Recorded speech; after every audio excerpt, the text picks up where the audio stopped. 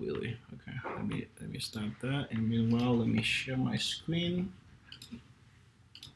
Okay, cool. If you guys can see my screen, let me know. I'll be okay. Cool. Let me force that again. All right. If you guys can see my screen, you could also type yes just to make sure. Cool.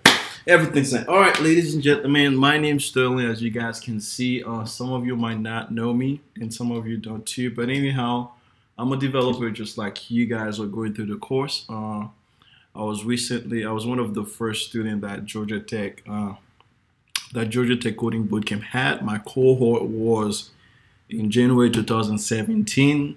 I graduated in July 2017, and I also had my first job working as a developer for AT&T.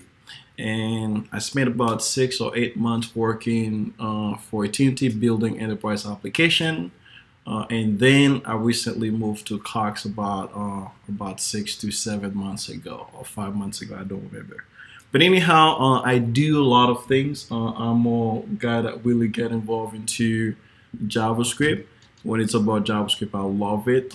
But I specialize more into, of course, JavaScript, and I've been doing a lot of React lately, which is one of the main library that I like. I build things, anything that you can think about it. I build libraries after libraries. I also build,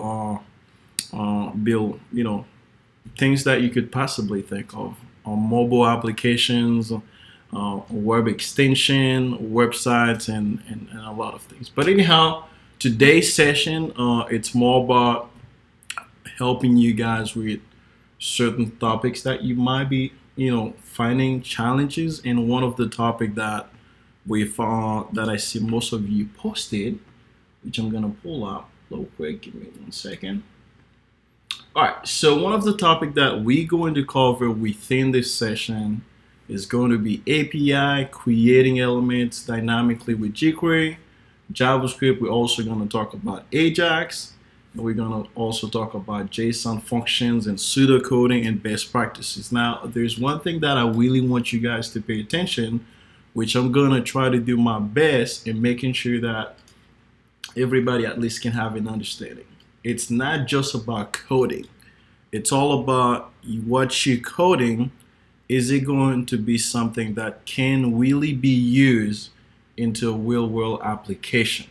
Because one thing I realized when I got my first job, I was coding and my code works, but when the QA engineer was testing whatever I built, it fails in different cases. So today's goal is not just about walking you guys how to do API calls or how to do Ajax or how to do things with JavaScript or how to do things with jQuery. It's going to be more about thinking about the possible cases whenever you're writing a real-world application. Anyhow, without any further ado, let's actually get started. And before we do, does anybody has any question? If so, type yes. If not, you can type no. Cool. Awesome. Fantastic. All right, let's do this. So I'm going to open a terminal. And give me 1 second. Let me pull this one over here. And there is a really cool terminal out there for those of you that love something fancy. I use this terminal called iTerm. And let me see if I can pull up a program over here. It's really fancy. I use it for a lot of things. You guys can feel free to download it too. It's called iTerm 2. It has a lot of things integrated into it. There are a lot of things that you can do. One of my favorite things that I love doing about this is, as you guys can already see, I got 4 different, terminal running, which I can stop any single one of them at any second. I can close this one. I can also close this one too as well. Close as many as you can. But here's what I really like about this. I wish I can remember. Let's see. Images. I'm going to source. Just want to show you guys before we get started one of the features that I really love about this terminal. Alright, so I could do image cat, I think. And let's try this one out. Let's see, does it work? Give it a second. There you go. So this terminal is really cool. And if you guys really want to speed things up, you definitely need to have it. What you're looking now is I run one command inside this terminal and it displays this image into my terminal. So the bottom line is it has a lot of features that you can use this terminal for. It's really powerful than the one that Mac computer gives you. So it's definitely something that you definitely need to check out. It's something called iTerm2, and I can definitely post a link in the chat, and I'll also be following up with something. So there's a lot of cool things that you could do with it. Anyhow, I'm gonna delete this and go into my main folder to check where I'm at. I do pwd, which does sound familiar, and of course if you guys have any question, please let me know. All right, so I'm in my root folder. I'm gonna ls, which basically means display everything that, you know, list everything that's on my computer. So I'm gonna go inside the desktop. I'm gonna go into cd desktop, and I'm gonna list everything again. Of course, I got a lot of things, but I'm gonna go into a folder called test, and let's see if I can find this folder. Oops, what is this? Test. There you go. So I'm gonna go inside this folder, cd test. All right, cool. And inside the test folder, I'm gonna go inside another folder called tutoring. And this folder, it's somewhere around, there we go. That's this folder here. And go inside the tutoring. And I'm gonna ls inside of tutoring, which is, of course, I have a lot of things, but the bottom line is I am navigating inside my computer by using certain commands. For example, I do pwd to print wherever I'm at, print the working directory, ls to list everything, and cd, it's how you go inside different folders to another folder. If that makes sense for everybody, please type yes. Or any questions? Okay, awesome. Seems like you guys already killing it. All right, anyhow, I'm gonna be creating a folder, and this is where I'm gonna be working with a lot of things, okay? And I'm gonna call this folder group app, which we don't know which app we're gonna build yet, but the bottom line is I'm gonna make a folder and name this folder group app. All right, once I created this folder, I'm gonna go inside of it. And then once I'm inside of it, let's see if this folder been created. Oh, I'm inside of it, of course. Let's print the working directory. And of course, I'm inside of it now. Now I'm gonna open this inside VS Code. I have a shortcut called code, and I can do that. This will technically open the VS Code editor for me, which of course it pops up something like this. Now, for those of you that don't have a setup like this, you could install it. If you open VS Code, you do Command-Shift-P. This will technically open this model for you. And you can search for something called command. It's called shell command install code path. And you just clicked on it. Once you clicked on it, then whenever you are in any terminal, this command should be available for you. This is just a shortcut to open VS Code straight into your terminal. Anyhow, without any further ado, let's actually really dive into the topic. Create a file here. I'm gonna call this one app, and I'm gonna also call another one called index.html. And let's focus about here. Let's talk a little bit about API. What is an API? Why do we use it as a developer? Why is it necessary? How should we use it? What are the possible cases we should consider using API? Well, before I go in any of these questions, and before I do anything else, let me disable something. Give me 1 second. Let me disable this and also this. Cool. All right. So let me say once again, what is an API? Why should we use it? Why is it important? How should we use it? What are the possible cases we should use an API? Like, what is it? Or what is this thing called API? Well, if we are describing this thing up that called API, you know, which just by acronyms, whatever it is, we'll say it's an application programming interface, right? Well, when somebody comes with this and say, hey, API, it's an application programming interface, and I'm hoping it's right because I haven't looked at it for a long time, this person just confused you even more. It just, you know, you were trying to figure out what is an API, and this person just thought, hey, buddy, it's just an application programming interface. And you're like, it's what? So the bottom line is, let's delete this, okay? Let's focus about this as a developer. Let's focus about why do we use it. So one of the main use about an API is think about it, other applications out there, right? For example, something like Facebook, something like Twitter, right? Something like New York Times API, something like Google. Think about any single application you could ever think of. Well, every single of these applications, they have some data that they would like to share with other developers. Let's say Mr. John and Mr. James, both of them are developers. And James has some data, and Mr. John doesn't have any data. Well, Mr. James is the guy that has the data, and he's willing to share this data with Mr. John. Now the question is, how is James going to send the data to John? The process or the step or whatever it is that James is going to send this data over John, this is the process of an API. Now, if we want to break it down in a much easier way for you, I'll say an API is a way to connect with another application by consuming their data. Let me say that one more time.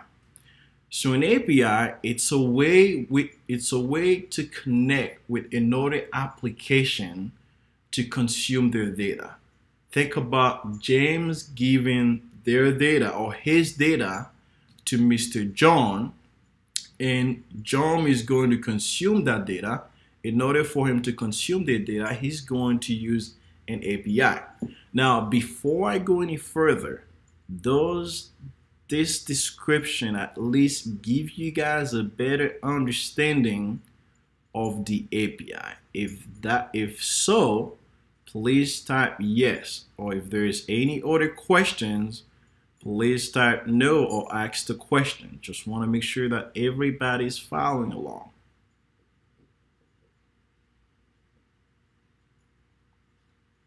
Correct. Think about it like this. Basically being able to use other data. Yep. Do we just view API as a big database? No. The API itself, it's not the database. It's the process that connects with a database and get the data from the database. So the API itself, it's not the big database. The API, think about it as the process that's consuming data from a different database. Make sense? And we definitely gonna make a couple calls today. And one of the reasons that when I see you guys mention this topic, I was really excited about it because a lot of developers underestimate API. API, it's so powerful that people are making billions of dollars like a year by using it. So data is really important, but you need to understand the API itself. Now, it's a very large topic, but at least you guys get the understanding that you are going to basically be able to use other data with it, okay? All right, so let's do just an example. Before I do this example, for those of you that has VS Code, go ahead here. Go here, you see this where it said this application? And over the extension, downloads this tool called HTTP, forgot its name, client. Let's see. Hold on, let's make sure. Hold on, let me type. I had it installed. Give me 1 second. All right, install. I have something installed that was really cool. HTTP. Where is it? No. What? Okay, hold on real quick. I need this because HTTP client. Was that the case? No. I think this was it. Let me double check. No, that's not it. Hold on. Give me 1 quick second. Let me pull this up on another computer. I had this tool installed because we're gonna use this tool throughout this in order to use it. All right, give me 1 quick second. Forgot the name. RESTful client. Let me type something else. RESTful client. All right, let me just pull this one from this VS Code project. Give me 1 quick second, guys. All right. Cool. And I'm taking this one here. Give me 1 more second. All right, so let's see how it's called. We're definitely gonna use it.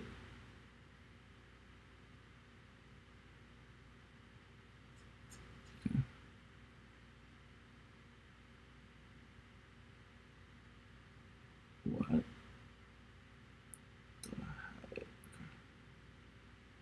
Okay, there you go. It's called REST client. Oh, there you go. It was the first one, actually. All right. So for those of you that have VS Code, go ahead and type in your search bar RESTful client. And what you need to install is something like this. This is how it looks, and this is what you need to install. Now, once you install this, what we're gonna do is, once you install it, make sure you do. In case you don't, this video is being recorded, so you can feel free to kind of go over it once again. Once you install it, create any file name. It doesn't matter what you name it, but make sure it ends with that HTTP, okay? This is what you need your files to be ended with, that HTTP.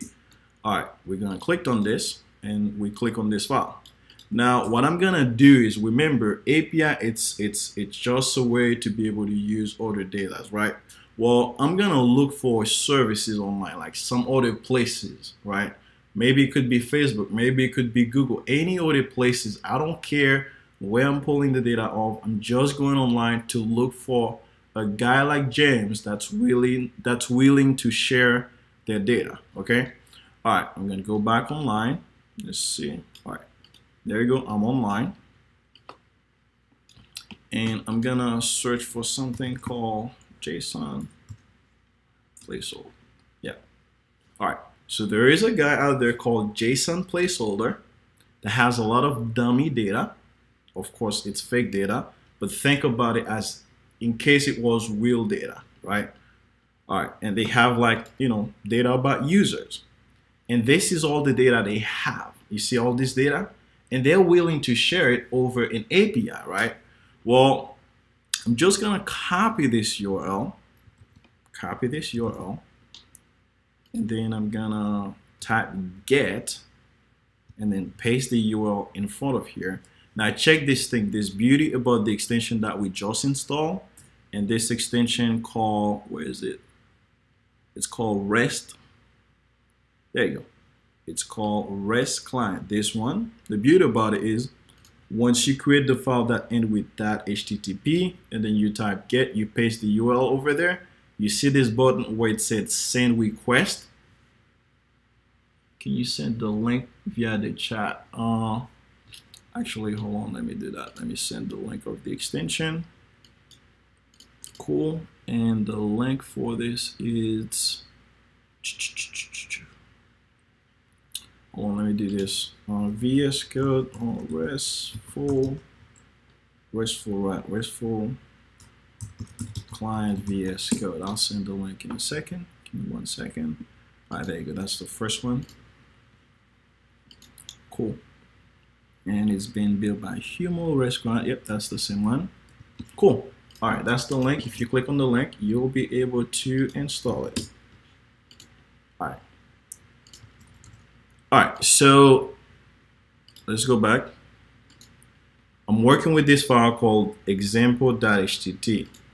And then when I click this send request, the beauty about this is the request is being made inside your VS Code. You don't need to go anywhere. It's being handled inside your VS Code. Now check this out. By using API, Application Programming Interface, I was able to communicate with a services called JSON Placeholder that has a lot of data, and I was able to consume this into my application. Now, of course, I don't have any application right now, but at least I'm able to get this data inside my VS Code. If this makes sense for everybody, please type yes, or any questions, type yes. Okay, awesome. All right, now here's the question. We understand why, what is an API? What is this thing that people's been talking about that's been so confusing, right? Now, how should we implement it inside our code? What we just did, we just used somebody else's extension, which was in this case, REST client, to make an API calls, like to make, some sort of API calls to get the data we needed.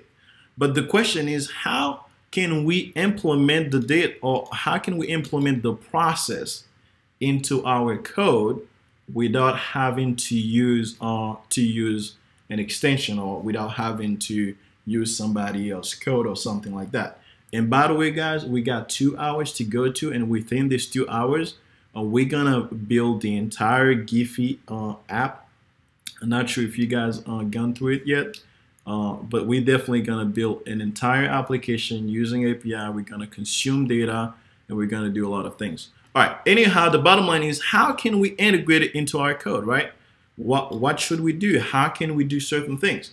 Well, I'm gonna give you a couple ways, and I want you guys to be mindful about every single way, because the more ways you know how to integrate the API with, to make a call to an API with JavaScript, the better you are as a developer, because some places you might go, they might not be using the way that you've been taught in class. They might be using a different ways. They might be using, another process. But the bottom line is, you understand the concept, what they're trying to do. What they're trying to do is, they don't have any data. They're trying to get the data somewhere else. And in order for them to do that, they're calling an API. Cool. Now, in order to do this with JavaScript, vanilla JavaScript, we got 2 ways. We got an old way with XML HTTP. Hold on, I can Google that real quick. I mean, do XML HTTP request, vanilla JavaScript. Cool. So we got an old way, which is not recommended by JavaScript. So this way I wanted to share with you guys, just for you to be aware of. Let's see, there you go. So this is with it's called XML HTTP request. There you go. So that's one way. You can use this to make API requests. This is one way. The second way, you can use fetch. All of these are JavaScript built-in code. You don't need any libraries in order for you to make an API calls. Now, let me say that once again. All of this are built-in JavaScript code. You don't need any JavaScript libraries like jQuery or something else to make an API request. So if you're looking at somebody's code, you see XML HTTP request, you clearly understand that they're going to make an API calls. Or if you see something called fetch, they're going to make an API request. Now, does that make sense for everybody about these 2 built-in JavaScript function? If that makes sense, please type yes. Cool. Fantastic. Awesome. All right, now let's go in another libraries way. with libraries, I'm sure you guys done something called I'm sure you've got playing around with jQuery.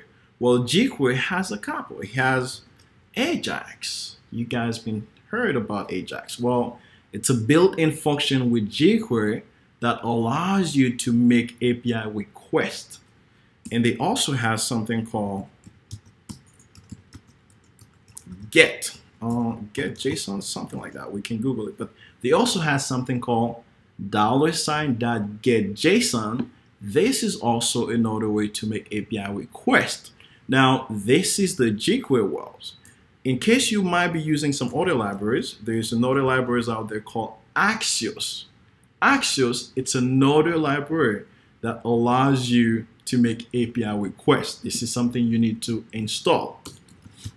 There is another one out there called Request. All of these are things that allows you to make API requests. And the list goes on and on. And let me see if I can think about the last one. We'll stick with the forward. So the bottom line is, when it's about pulling data from somewhere else, you get a lot of ways to make an API request. Let me kind of go over one of the ways again. We got XML, HTTP request, we got fetch, we got Ajax, we got JSON, we got Axios, we got request, and so on. Now, what I really want you guys to do, yep, there we go, buddy. You just said it. You just post something about it. Cool. So what I want you guys to do is name one of these 6 that you haven't heard before. You can type it inside the chat. And if you guys have any question too, please feel free to type. There you go. All right. Cool. Fantastic. All right. So before we go any further, we code. And by the way, these 2 are built-in JavaScript functions. Okay. All right. Before we go about coding in things out, I really want to point something out. You might be wondering, okay, Sterling, you're just introducing 6 ways, which I probably have heard of 2 or 3 of them. Which way is the best way to go about making API requests? Now, remember one thing I mentioned earlier within this session, it's not about me just telling you about API requests or making calls, no. It's about me telling you how to build an application that scales, that works every single places, okay? It's not just, okay, hey, here's how you make an API, boom, now. I want to really give you guys an understanding and know why you should use certain things and why you should not use certain things, okay? All right, so here's my thoughts, or here's the reality between every single one of them, okay? Now, this way, it was the first way introduced that ever way you would make an API request. Like, this is the way that people used to do it. The only thing about this is it's a little bit complicated because you got a few things you have to do. They're using some sort of, design pattern, which we're not going to cover, but they're using a design pattern called class pattern, which they make a class. You have to do the new keyword, and then you have to do, open, and then you have to do send. And even handling the data, it's a little bit more complicated. Like, this was a much complicated way of dealing with stuff. And they're also introducing the fetch. So I would not recommend this way for you guys to go with, because you're going to end up having to write a lot of code over and over and over, which is not ideal. Now, the fetch, it's easy to use. The only downside about the fetch is if you make a call and getting data from some places, in some browser, your application will not work in certain browsers. Let's check this out. If I go to a website called caniuse.com, this is a really great website to kind of check what browser supported what. So if I type fetch, as you guys can see, if you're making an API calls in IE, you will never get the data you needed because fetch doesn't work in IE. It works in every single browser. That means if you're building an application that you want your data to be consumed, or you're pulling some data somewhere else, when a user goes into IE 11 into your application is going to fail, which means your application is not going to work, which means you just lost the company $2 million because the user on IE 11 are not able to use the fetch feature in JavaScript. Now, before I go any further, does that make sense that whenever you're choosing whatever it is you want to make the API calls, you need to be aware of what's being supported where and what's not being supported where? Does that make sense for everyone? Cool. Got one yes? Any questions? Okay, so whenever you are building an application, you're pulling data from some places. Like, it doesn't matter where you're pulling the data. Whenever you're pulling data, you need to be mindful, whichever of these services that you're using, you verify if they're being supported in every single browser. If they don't support in certain browsers, then you need to write your application accordingly. For example, if I'm building an application with Fetch, I need to be aware that, hey, my application won't work in IE. Like any user that has an IE browser, which is Internet Explorer, anything that I built with the keyword fetch won't work. So if I don't really care about any users that's using IE, then that's okay. But if most of my customers are using IE, then Fetch, it's not the best tool for me to use, because if I use it, it won't work in IE. So the bottom line is, whenever you're pulling, yeah, okay, cool, you got it. All right, awesome. So let's talk about Ajax. Ajax, it's coming from jQuery. It's jQuery integrated, but also it's a whole nother world itself, which we're gonna talk more about it in a second. But Ajax and GetJSON, both of them is fully supported. Let's see if I can even search this here. I know they do not support library. Let's see. There, yep. So check this out. So this is a little bit more supported in IE. At least you don't see all the green. But in Opera Mini, you could see it's not supported in any version. Once again, if you're building an application, none of your users using Opera Mini, then you don't really care. But if most of your clients are on Opera Mini, then Ajax might not be the ideal way for you to go about it. Let's check Axio. I'm hoping they could get Axio. Yeah, they don't have it because it's a whole library themselves. All right, so Ajax, you can use it. Of course, not a lot of people in the state itself using Opera Mini. So if none of you users use Opera Mini, that's okay. And GetJSON too, you can feel free to use it. But Axios is actually one of the most popular API calling things out there right now. Now, the beauty about Axios, and I know you guys are going to get into Node.js, the beauty about Axios, it's not only work in the JavaScript in the client side, it also works in Node, where none of these guys works in Node except Axios. So Axios, it's everywhere. You can use it in the client side, you can use it on the server side, and also it's fully compatible with 90 to 95% of the browser. So if you want something that's going to be scalable, that's going to be drama free, that's going to be handled different cases, then Axios is the best way for you to go. Now, what about Request? Request only works with Node.js. If you wanna do it inside the client side or inside your HTML, whatever it's JavaScript in the front end, it just happened to not work properly. So the bottom line is, without the entire things, whichever one you're using, the best possible way for you it's Axios, because not only it's compatible everywhere, it's also available every single places. You can use it in the front end, you can use it in the back end, you're good to go. Ajax is also your second choices because it's fully supported 90-something% of the browser except Opera Mini, which I don't even know if that thing even exists anymore.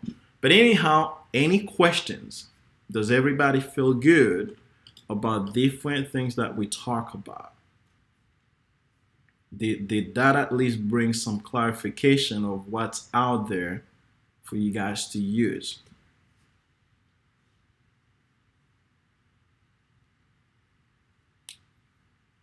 Cool. All right.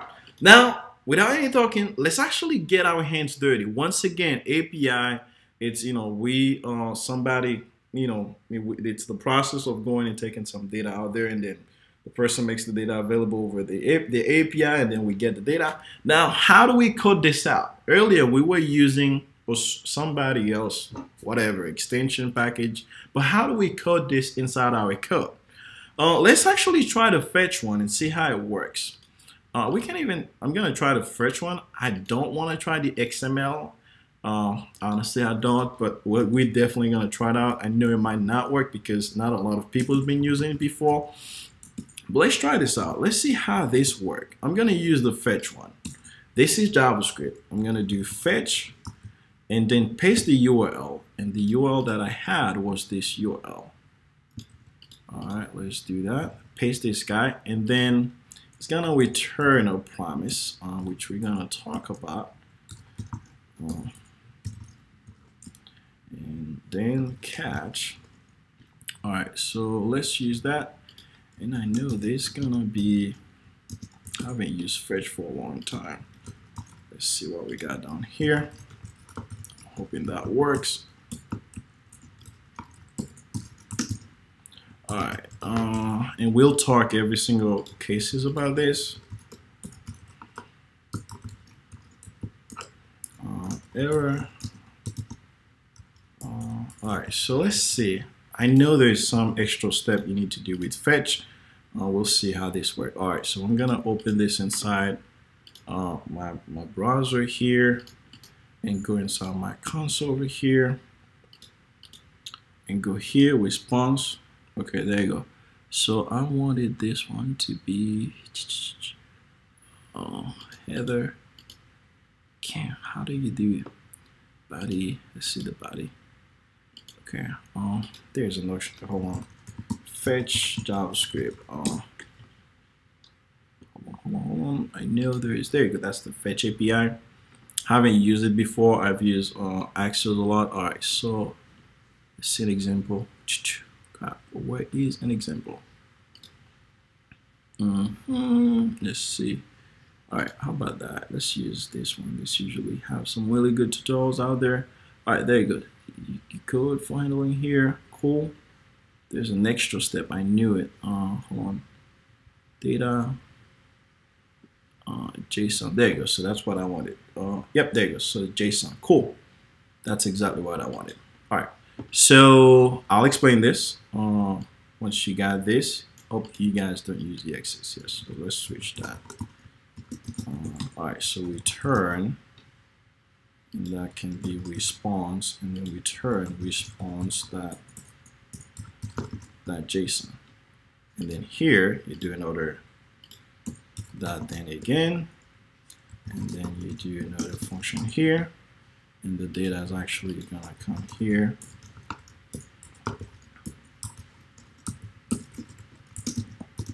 Cool. All right, so let's try that. Let's see how this works. There you go. You see that? I got the data now. All right, so what did I just do? What's happening? Like, what is this? What's going on, right? You see, between all of these, we're just using fetch, right? What's going on? Well, let me delete this and go back. Technically, this is everything you need in order to make an API calls, in order to call an API or go get some data out there. This is the only one line that you need. But whenever you're pulling one line to get the data. All right, whenever you asking or you going somewhere and get the data, not every single person has the same type of data. Some of them might be a Java developer. Some of them might be a C# developer. Some of them too might be a JavaScript developer. So the bottom line is people work with different type of data, right? whenever you go in and ask somebody or grab somebody else's data, you not always expect them to have the same format as you expecting them to have. Like, they can change it because that's their data. They can do whatever they want with it. All right, what do I mean by this? Whenever you're asking people for some data, be mindful there are two popular type of format out there. There's one called XML and there is one called JSON. What is JSON? JSON is just an object. It's just a JavaScript object, in case you guys have seen an object before. This is just an object. That's what JSON is. It's all about. We can of course see the acronyms out there and really see what is it. But the bottom line is, whenever you're pulling or you're going to grab somebody else's data, they have different format or different type of data. It could be in a format of XML or it could be in a format of JSON. Well, what Fetch allow you to do is Fetch allow you to convert it into whatever format you want it. For example, here we're turning this guy into the format of JSON. This is technically what we're doing. We're saying, all right, buddy, if they offer JSON, then just return the JSON. Now, what I really want you guys to get from this is, when you go in and ask people's data, they have two most popular format out there. The first one, it's either XML, or the second one, it's JSON. Does that make sense for everyone? Cool. Fantastic. All right, so this is what Fetch allows you to do. It returns a JSON, and then we do this to get the JSON back after it's converted. And then that's the data that's gonna be available here, and we just console log the data here. We could say data, and then we do data right back. Now, if we pull this out, of course, we will still work the same way we had. But I had something interesting. At the end of this line, I had something called catch. Now, does everybody know what catch is? Why do we use it as a developer? Any person? If there is somebody, say yes. All right. Cool. Cool. All right. Let's talk about in a second, right? And I'm going to be talking, there's a really big subject within all of this. I'll leave it for another session. You guys can feel free to explore. But let's in particularly talk about what's happening before we even talk about the catch, okay? When you calling or when you making an API request, either using whichever method, XML, Fetch, Ajax, JSON, whatever it is, it does not matter. What matters is they're going to return you either one of them, XML or JSON. Fetch allows you to do this, which is awesome, right? But what's really happened? What are the possible cases that could happen when you go and ask for the data? Remember, you're not getting the data yet. You are asking for the data. You technically making the call and say, "Hey James, I heard you have some data over here.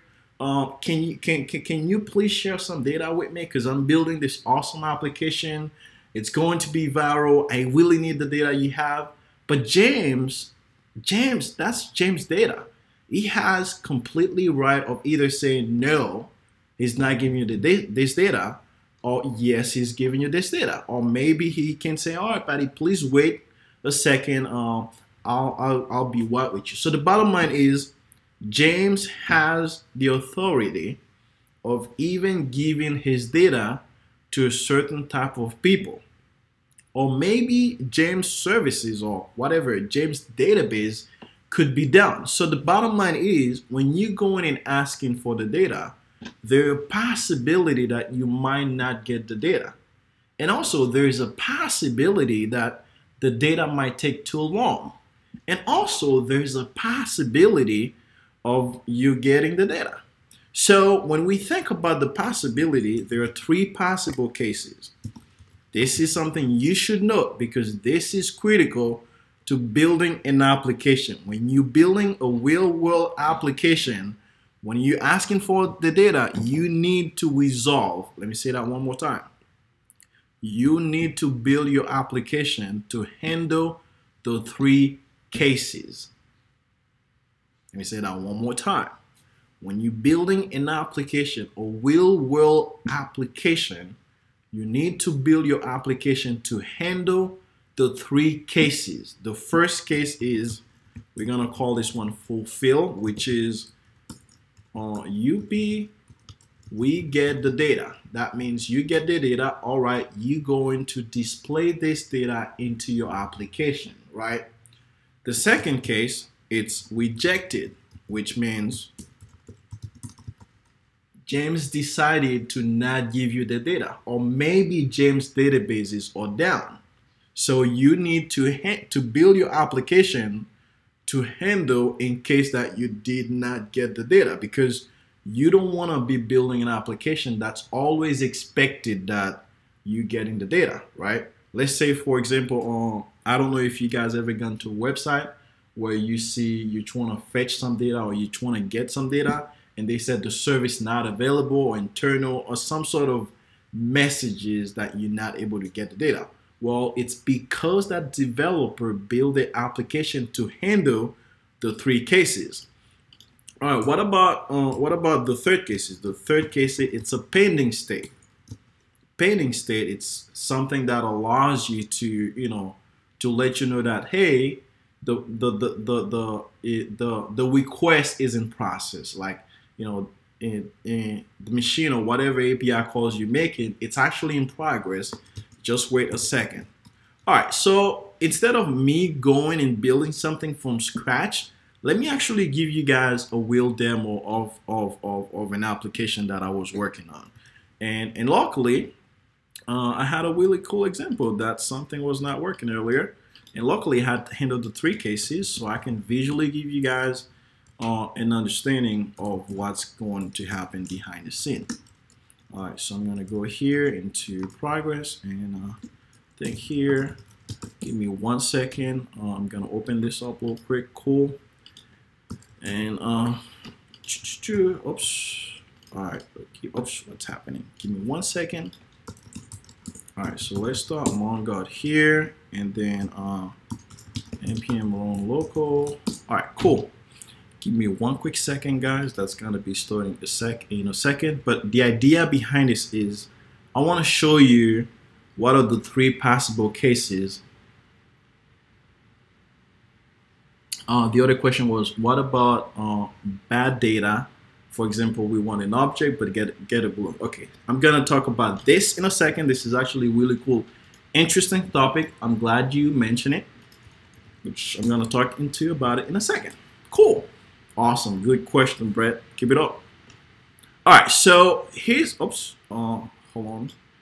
I wanna bring our simple application back, and we're gonna build an application within this example, okay? All right, here's a basic application that I'm working on. Something very simple, right? Within the search, when I type JavaScript, within the search, when I click this button, I'm making an API request, which means I'm pulling data somewhere else. And the places that I'm pulling the data from, it's a places called Eventbrite. Like, they have a lot of data available about events. Like, I don't have any events. Like, I don't have an events company, right? But I want to build an application that people can see events, that people can do things. Well, Eventbrite have this massive data available, and they're willing to share it over an API. Well, I'm pulling the API. When I click this, I'm gonna get some data. But before this, I want you to see the three state that's happening.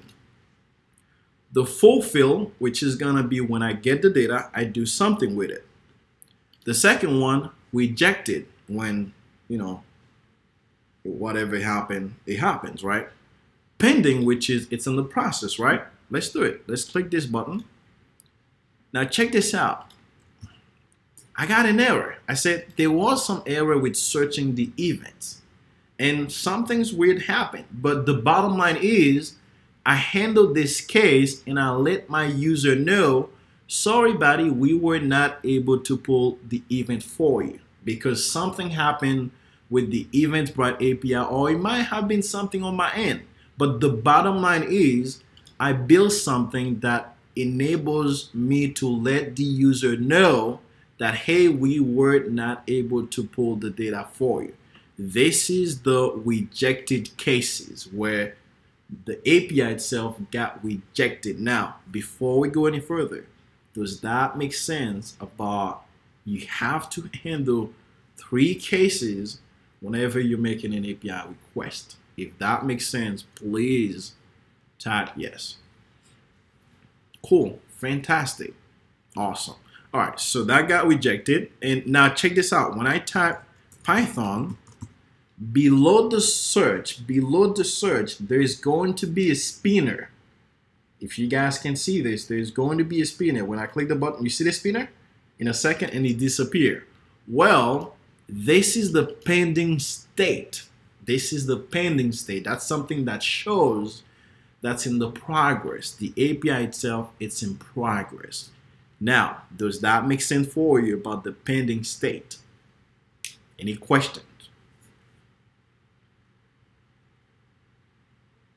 And we're gonna build it. Don't worry, guys. If this might make sense for now, but I really want you to understand what's happening behind the scene, and whenever you're making an API request, what you should consider building a real-world application. All right, now of course I had some issue with this, but I had one way it's working. I'll see if I can pull an example to show you when I do get the fulfill state, which is when I get the data, how I handle it.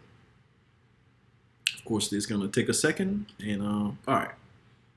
And remember, we're gonna build a massive whichever application we're gonna build with a real-world example, we're gonna be building everything from scratch. So, and I'm hoping this is working. Crap, I don't think it's working. Okay, that's quite interesting. All right, let's see. I don't think it's working because it should have been pulling some data. Yeah, that's the live one. Okay, wow. I got some bugs into my app. Okay, cool. Yeah, there's no app. Okay. All right, so it's not working as expected. I got some errors on my side. It's a massive project. Somebody have messed it up. But the bottom line is when you get the data, you do something with it. You either display the data, you either do whatever you want with it, and so on. Now, remember, this whole idea behind it is for you guys to understand how APIs work and how you should consider going about it. Now, to answer Brett's questions, you asked earlier, what about bad data? For example, we want an object but get a balloon, right? Well, when you're working with any APIs, the first thing that you need to do as a developer, and sometimes it takes people days. Like, just to give you an example, at my work, we were trying to integrate a new API into our services, right? The first thing we do is we do a spike, which means that we go to the APIs, we do some research. We research the API, we see the endpoint, we see different things and so on. But one thing we were really looking for is the documentation. And within their documentation, we look at how their data is structured. Like, what are the expected data structure? How they return the data. Are they returning a balloon, or are they returning an object? So all of these are going to be in every single API's documentation. This is how you're going to do to learn how to use their data.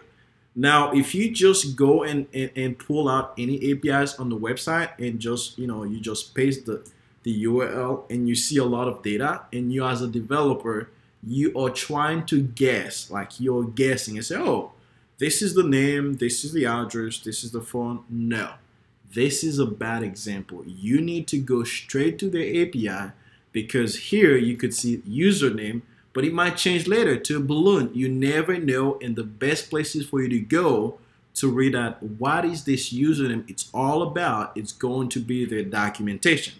Just to give you an example of their one of the documentation that I can give you, if you go to weather, open weather APIs, I'll show you how they kind of structure their documentation and kind of really give you a full understanding of how this is being structured and different things. All right, so let's take an example. This is the data that they return, but let's keep going down.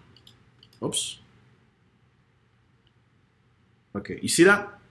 This is what they're telling you. They say, all right, buddy, this is city geolocation, this is blah, blah, blah, blah, this is blah, blah, blah, blah, and so on. You see the two type I was talking about? XML. All right, now before I go any further, does that answer to your question, Brett?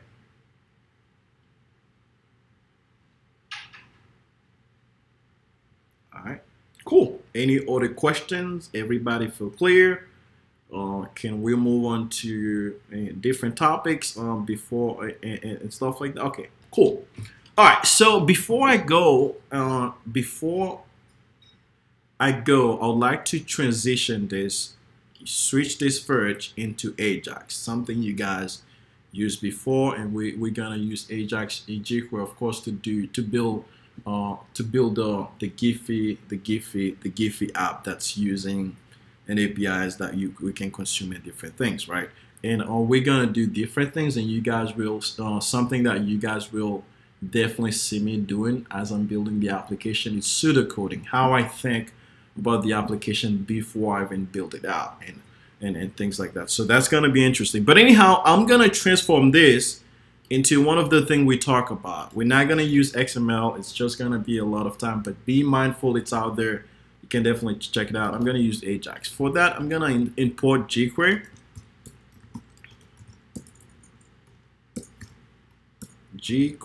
Oops. All right, jQuery CDN, I guess. Just type CDN. I do have a shortcut. I can just paste this shortcut here. But the bottom line is you guys can feel free to go and get the jQuery link. I think it could be in the jQuery website itself. You could go here and copy the minify version. That's the jQuery 3. That's the minify version. There is the CDN, which you can copy. Cool, you could do the same thing. But I'm just gonna use the 3.1, which is more like a stable version. And I'll put this one all the way on the bottom right here before this script. Cool, all right.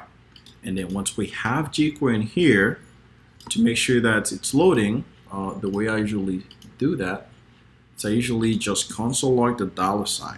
If it throws an error, I know that jQuery hasn't been loaded. Is jQuery loaded? Question, and just put the $, and let's see what happened. Go back to our application and load. You see? So it doesn't throw any errors, which means it's good. I know that jQuery is loaded.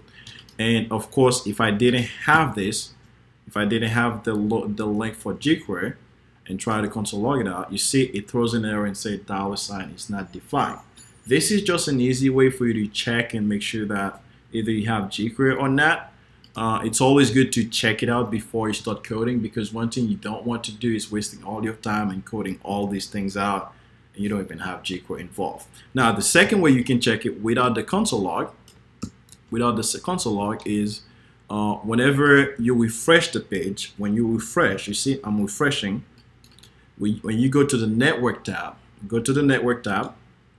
and then over the network tab, when you refresh the page again, I'm actually gonna do everything here. Make sure you got all. When I refresh the page, you see that? So jQuery.minify with the status of 200. If you have a status of 200, that means everything successfully been loaded. If you do not have a status of 200, that means it fails to load. There are different HTTP code. Let's actually delete something, make something wrong, and let's see what's the status. Remember, everything went fine. It gives you the status 200. It fails, it gives you a status 404, which we know that the jQuery hasn't been loaded.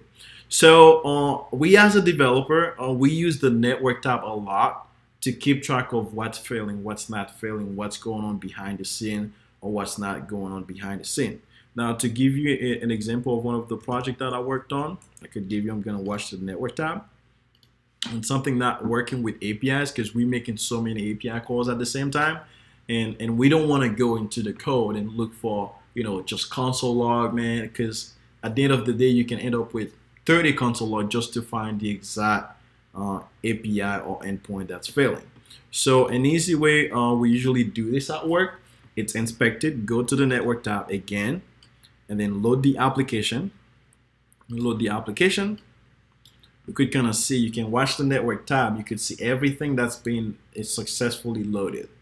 Anything that we saw that fails, we investigate and kind of see out why is it failing or what's going on and stuff like that. As you could see, there's this that fails. This is not part of our services. But the bottom line is, in case you have something that fails with Golden API, you could check it over the network tab and kind of find out why it's failing.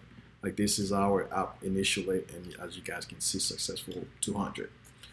Cool. Any questions about the network tab? Does that make sense of how we should use it as a developer? Of course, it might be a little bit scary to use at first, but does that at least give you guys an idea of how quickly we can check something in the API if it fails? Any questions? I'm not expecting you guys to know all of this, but be mindful. This is out there. This is just an easy way to, yeah, cool. All right, so let's delete this. We got jQuery involved. Remember, I'm gonna switch this fetch things and make it into an Ajax call. So I'm gonna Ajax. All right, and URL and method. We're gonna do get, and that's gonna I think it's done, and then fill. Always handle your two cases. That's a plus. Even there you go. So we got data.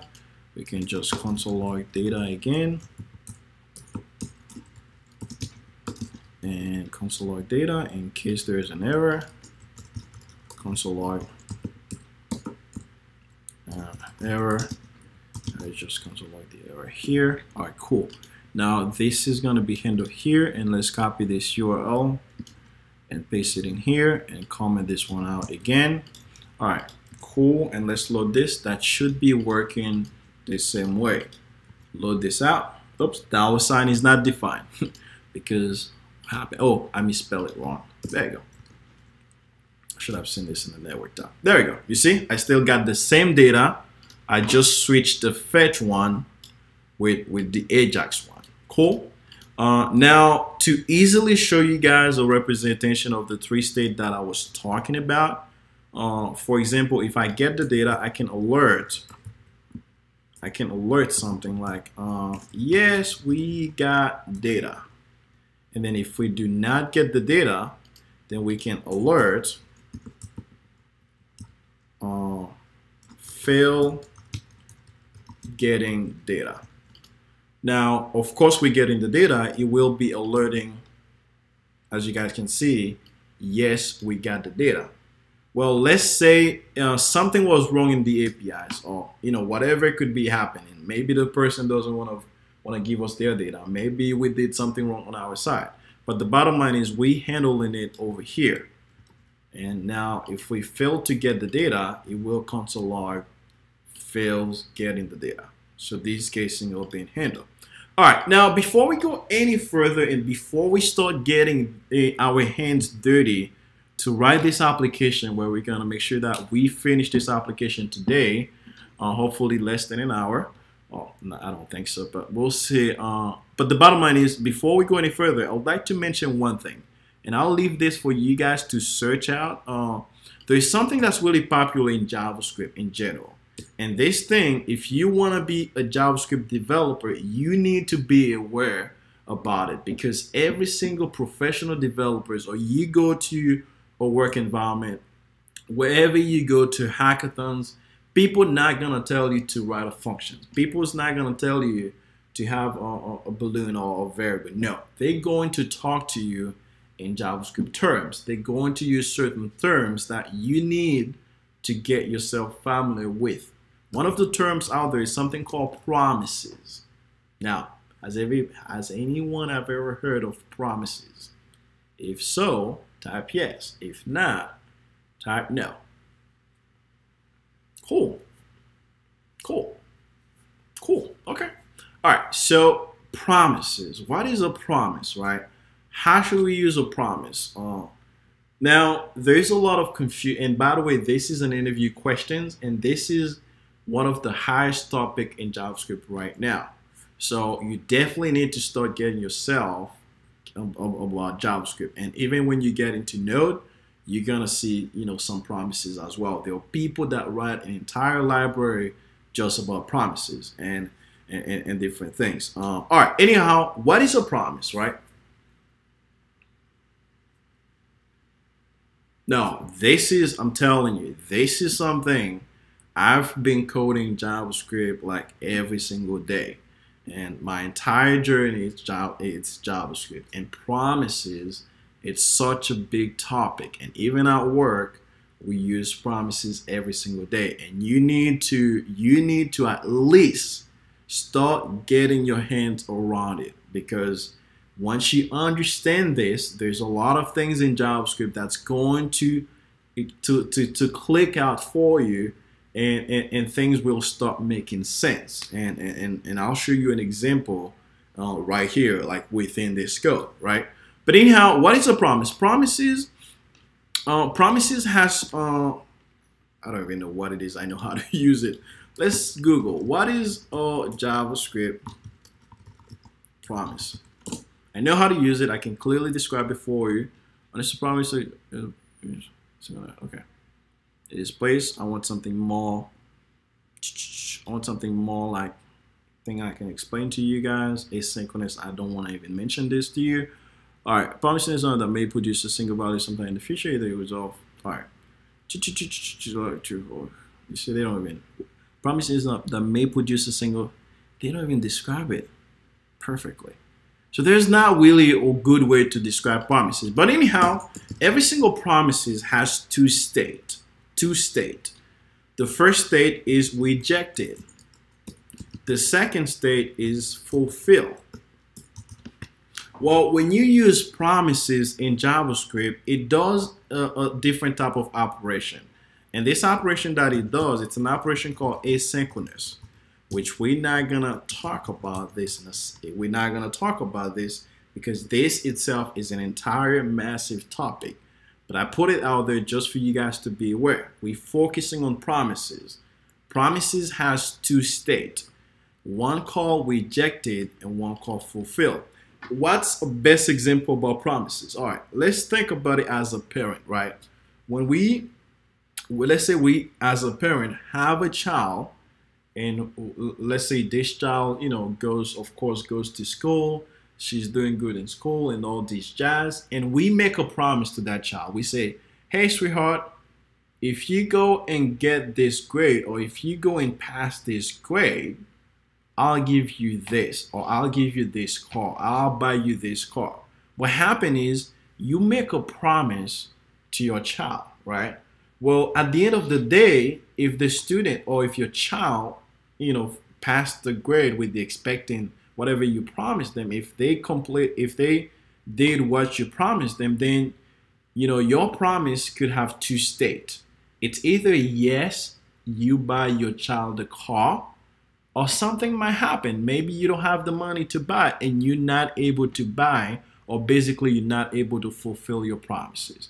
So think about promises in JavaScript as a person making a promise saying, hey, I can do this, or hey, I got this, hey, I can give you this, or I can give you this. But in reality, they have two states. It's either the person that makes the promise might either fulfill their promise, or maybe the promise can be rejected for different reason. Or let's think about it in a different way. So let's think about it as Mr. James. James has all this data that he's willing to share. He's telling the entire world that, hey, buddy, I got this entire data. Whoever comes to me, I'll give you this data.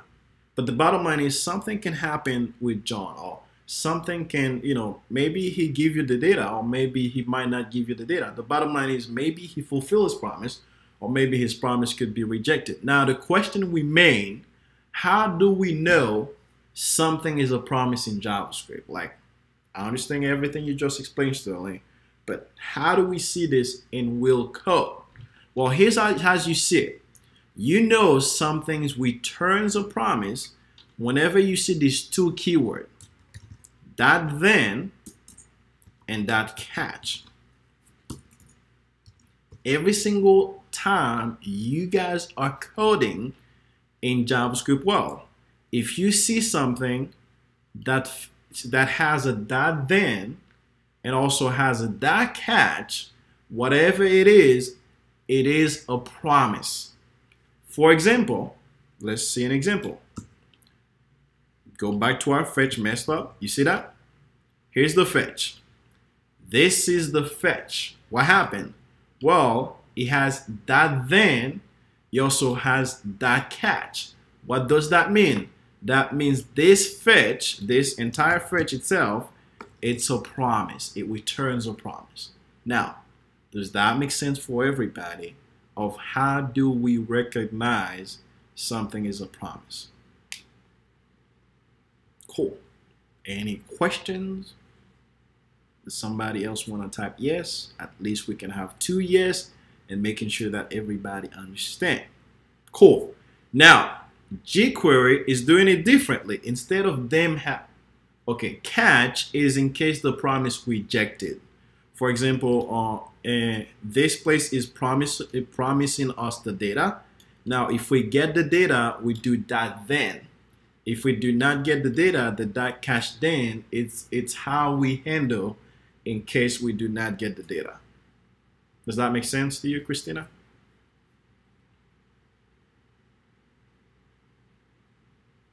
Cool. So whenever something's returning a promise, it has two states. It has a state called rejected, and it has a second state called fulfill. Think about it. A, yes, I have the data, or no, I don't have the data. Well, if you have the data, you use that then to handle the data. If you did not receive the data or something happened, then you use that catch to handle the cases that you did not receive the data. Does that make sense? Does that answer to is that repeats cool for you, Cam? Cool. Awesome. Now, jQuery is doing promises a different ways. Instead of them using that then, they use something else called that done. And the catch, they use it something different. They use that fail. So these are the basic things that you should consider starting getting yourself familiar with in order to scale yourself into the JavaScript world. Now, believe it, I wish somebody has told me earlier that I should dive into promises, because there are things that I wish I've known about promises that would have made a total sense.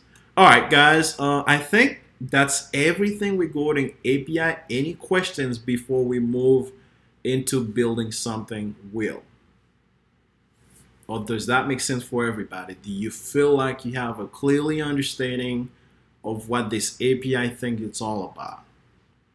Yeah, exactly. That fail and catch are the same, except the fail, it's something built by jQuery team. Catch, it's a built-in thing from JavaScript. Catch, it's natural, if you want to put it that way. It's built in by JavaScript. All right, so does that make sense for everybody? Does everyone feel like they have a clearly understanding about this API things? Any questions?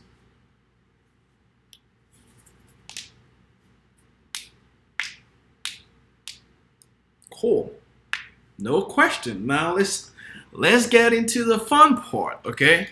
All right, so everything makes sense. Cool, cool, cool. All right, awesome, fantastic. Let's do it. All right, so I'm gonna be building the Giphy game. Have you guys made it to the Giphy game yet? I want to build something with an API, so you guys, okay, you guys build it, so I can do it again, and you guys can see. Okay, cool, cool. Let's build it from scratch, right? And yeah, cool, cool. Let's do it. Now, there's gonna be a couple things that you're gonna see me do. That's gonna be interesting. It's a few things. I'm gonna be using. Let's go here. By building this application, I'm gonna make sure that I use best practices. And second thing, I'm gonna make sure that I use reusable code. This is a term that you're going to hear in programming in general. Reusable code. And the third thing that I'm going to use is maintainable. My code, maintainable. My code is going to try to be maintained. What does that mean is, now, I don't want to say anything about this. After I code the application out, I will talk about this, but one thing I would like to mention is sometime you get your first gig and you go to work, and in 3 months later you get fired, even though the fact that you are a really great developer. Let me say that one more time. Sometime you get your first gig, you're really great, you know everything, you know how to call API, you know how to do things, you know how to do a lot of things, but 3 months in the job, you get fired for these 3 reasons. And I will explain you why people are very picky about these three reasons. Best practice, I'll hold on to this. Reusable code, I'll hold on to this. But I really want to touch briefly about maintainable code.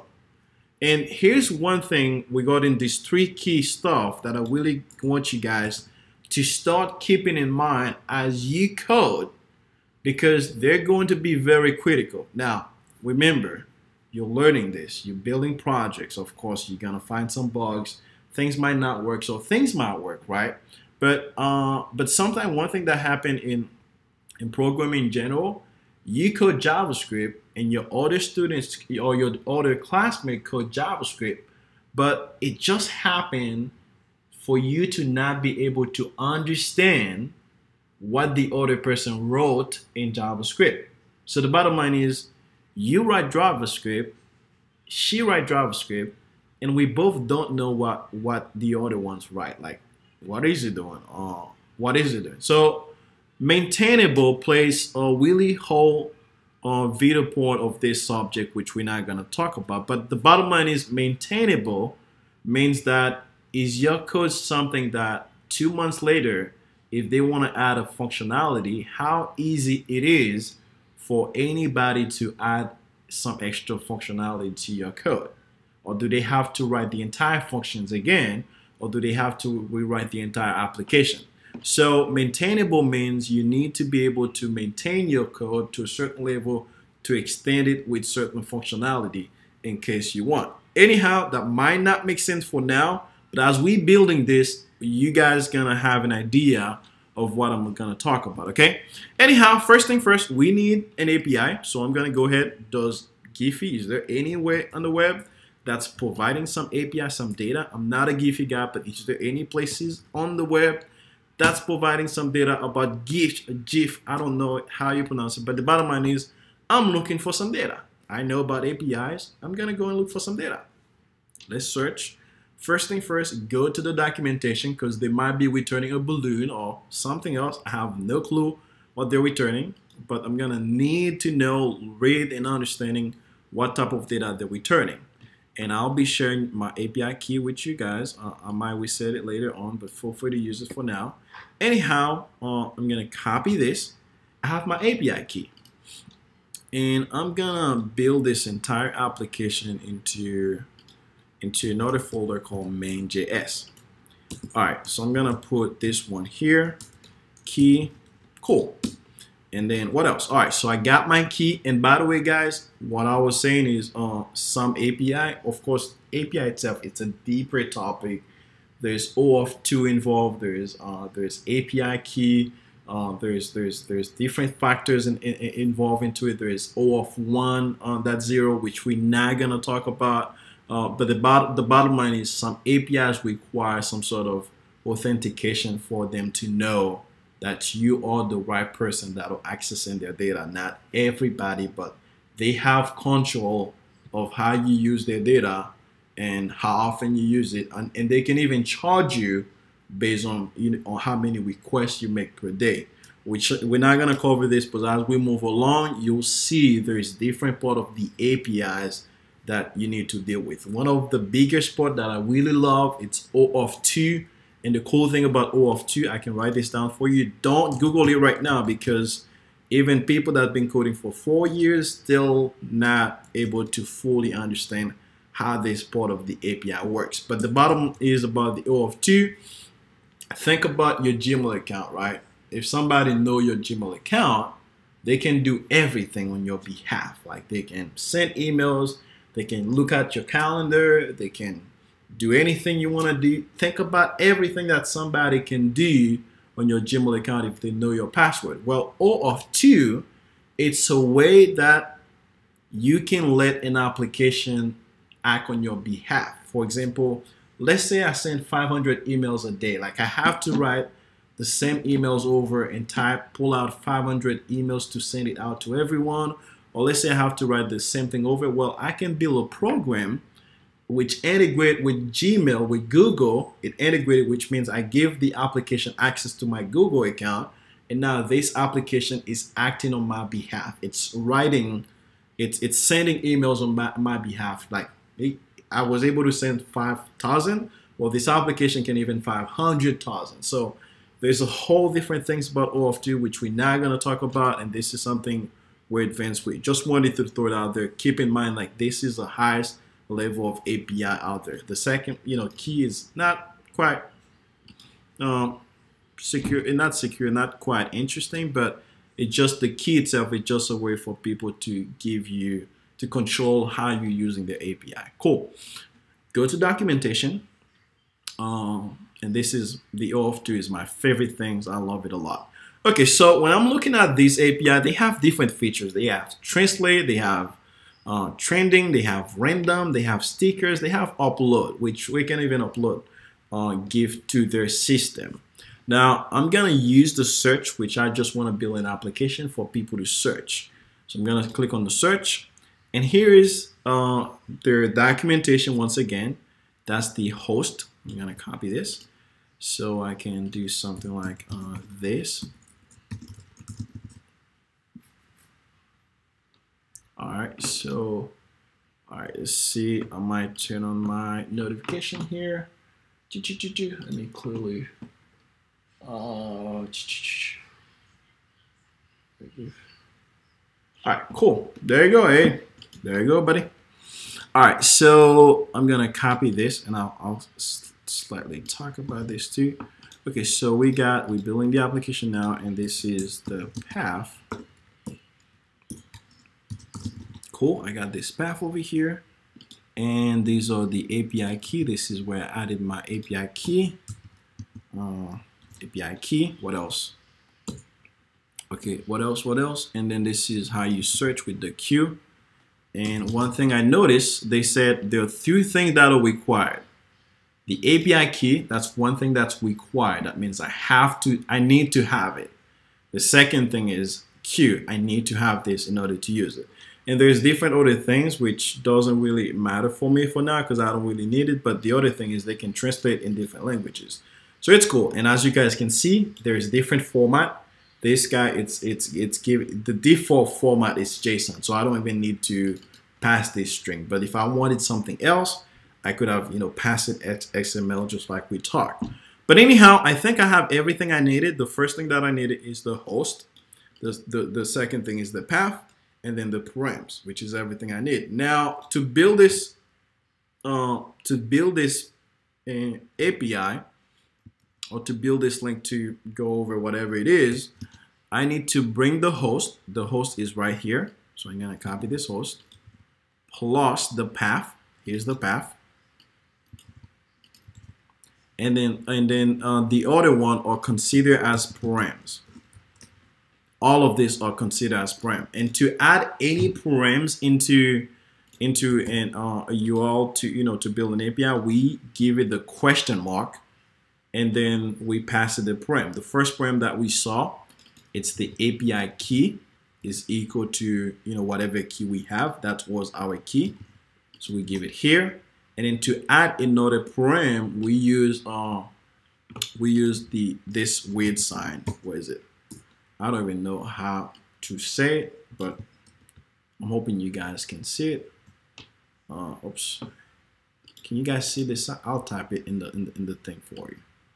All right, this sign to add another parameter. Cool. And let's minimize this. Cool. All right, and let's minimize it a little bit. All right, cool. So I added this sign to add another param. Oops, I think it might be too low. Cool. And then the Q, based on to the documentation, it sounds like the Q, it's how to search query terms or phrases. So I'm gonna add the Q and then equal to whatever things that I want to search. I want to search JavaScript. Now, once I finish building this, and I can of course push HTTPS in front of it. When I finish building this, I need to make sure that it works. And this is why I had you guys downloaded this this extension. It's really cool to easily test something real quick before you do any code. You might be missing some param, you might be missing something, but it's just an easy way to quickly test something, like to know if it works. I have an example file called XML something, and I can paste it again, and then hit send request. See if I'm missing something or not. Oh, it took too long. Oh, there you go, it works. There you go. So it seems like it works. There we go, cool. Yeah, seems like it works. Okay, status, where's the status? To server Nginx connection date. So yeah, should have status. Yeah, there you go, status 200. That means that everything went well. So my my link, whatever this is, it works. All right, let's now build this application. My API link is good, ready to make some interaction, and let's build something. We got jQuery involved. Everything's ready to go. I'm gonna do this into a different HTML, so I can feel free to leave this for you guys. I'll send this out to you. All right, so let's create another HTML. I'm gonna call this one main.html, and we got our application is going to be in main and main.js. That's going to be our app. Main.html and main.js. All right, put jQuery down here. And then do another script that's linking to, and if I go too fast, you guys can feel free to let me know. All right, so link this one to main.js. Cool. And then in main.js, just main.js. This is everything about our application. Let's do some of this. This is my link. Cool, everything work. And all right, let's code out. Cool. And just to make sure this works, let's just open this into console.log. Let's say hello world and open the app again, main.js. Let's delete this for you guys to see. Here's the two apps that I'm working with. Open this in the browser. All right, cool. I really want to build this within the time that we have. Okay, cool. My JavaScript working. My JavaScript is here, my HTML is here, they'll link. I got my jQuery links in here. Any questions? Everybody's good. Cool. Okay, good. All right, so let's pseudocode, right? What is pseudocode? Pseudocode is all about how you want your application to be. Like, what are you building? What is in your mind? Put everything that's in your mind right there before you code your application. Now, if your pseudocode does not make sense, your application won't make sense as well. So pseudocoding, it's technically building an application that works on writing, like on writing with nobody seeing it, but you can picture the way your application works. And the cool thing about pseudocoding is you don't waste time writing code for things that you don't want. Let's say while you're writing code, you're like, oh, it would be fun to have a search feature. And you start encoding this search feature, and at the end of the day, you realize, oh, I don't think I really need it. And you're like, okay, let's delete all this code, and let's build something else. So the pseudocoding allows you to avoid spending time writing code for things that you don't want. And the beauty about the pseudocode, it also allows you to think about things that you might need extra. Let's say you might be, oh, what if I wanted the user to do this or do that? Like, oh, cool, let me add this. So it really allows you to take everything you have inside your mind, your head, wherever it is, and put it into a writing paper. Now, my recommendation for you, I've worked with a lot of developers, professional developers through my entire journey in coding. I've never worked with a developer that do not pseudocode. This is critical. And even now at Cox Automotive where I work, we pseudocode every single feature that we're going to work on. This is extremely important to your application. If you're building an app, you just go straight and start writing code. Here's what's going to happen.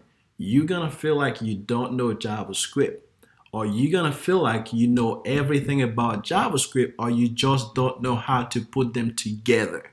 Have you ever felt like, I know how to do function, I know how to do array, I know how to do object, I know how to do everything, but putting them together, I just don't know how. Well, the whole reason you're feeling that way is because you're not pseudocoding. Or if you are pseudocoding, maybe your pseudocoding doesn't have the full picture.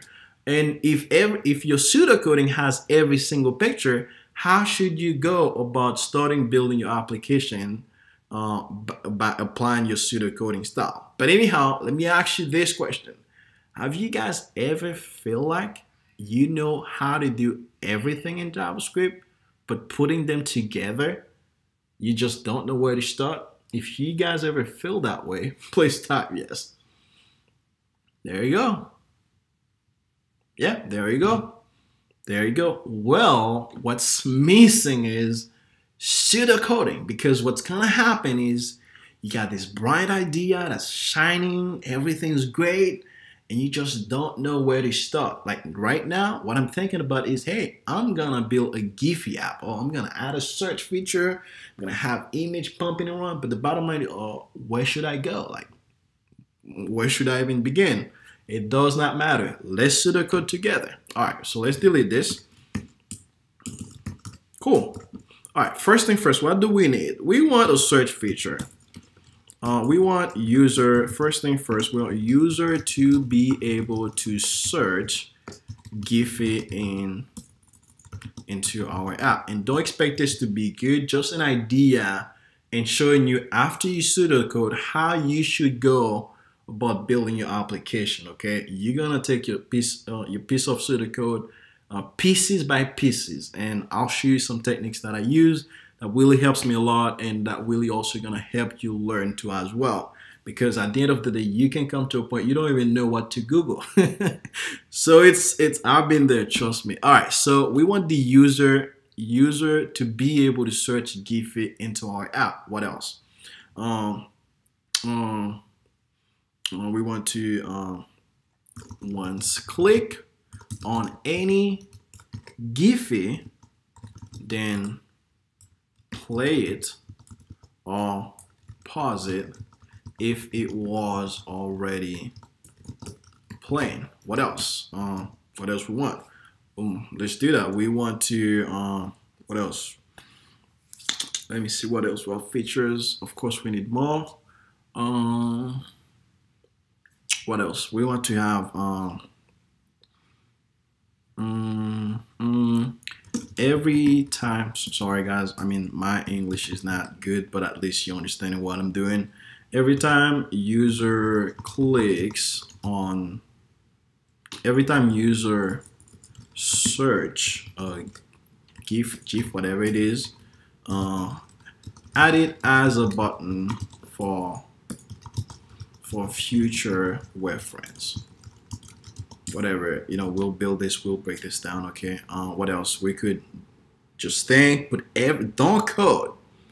Yeah, input for the search bar. Yep, input for the search bar. Yep, and then once click the search button, clears the input, which we're gonna make it input for. Okay, cool, awesome. What else? We could. Cool, awesome, fantastic. What else? What are the features? And what else? Like, you spend time, it's worth it, guys. Trust me, it's worth it. You spend time going through your pseudocode, really make sure that you got everything straight. If anybody reading it, they should have an understanding of what you're building. Cool. I want to add a last one. Let's see, what else can I add?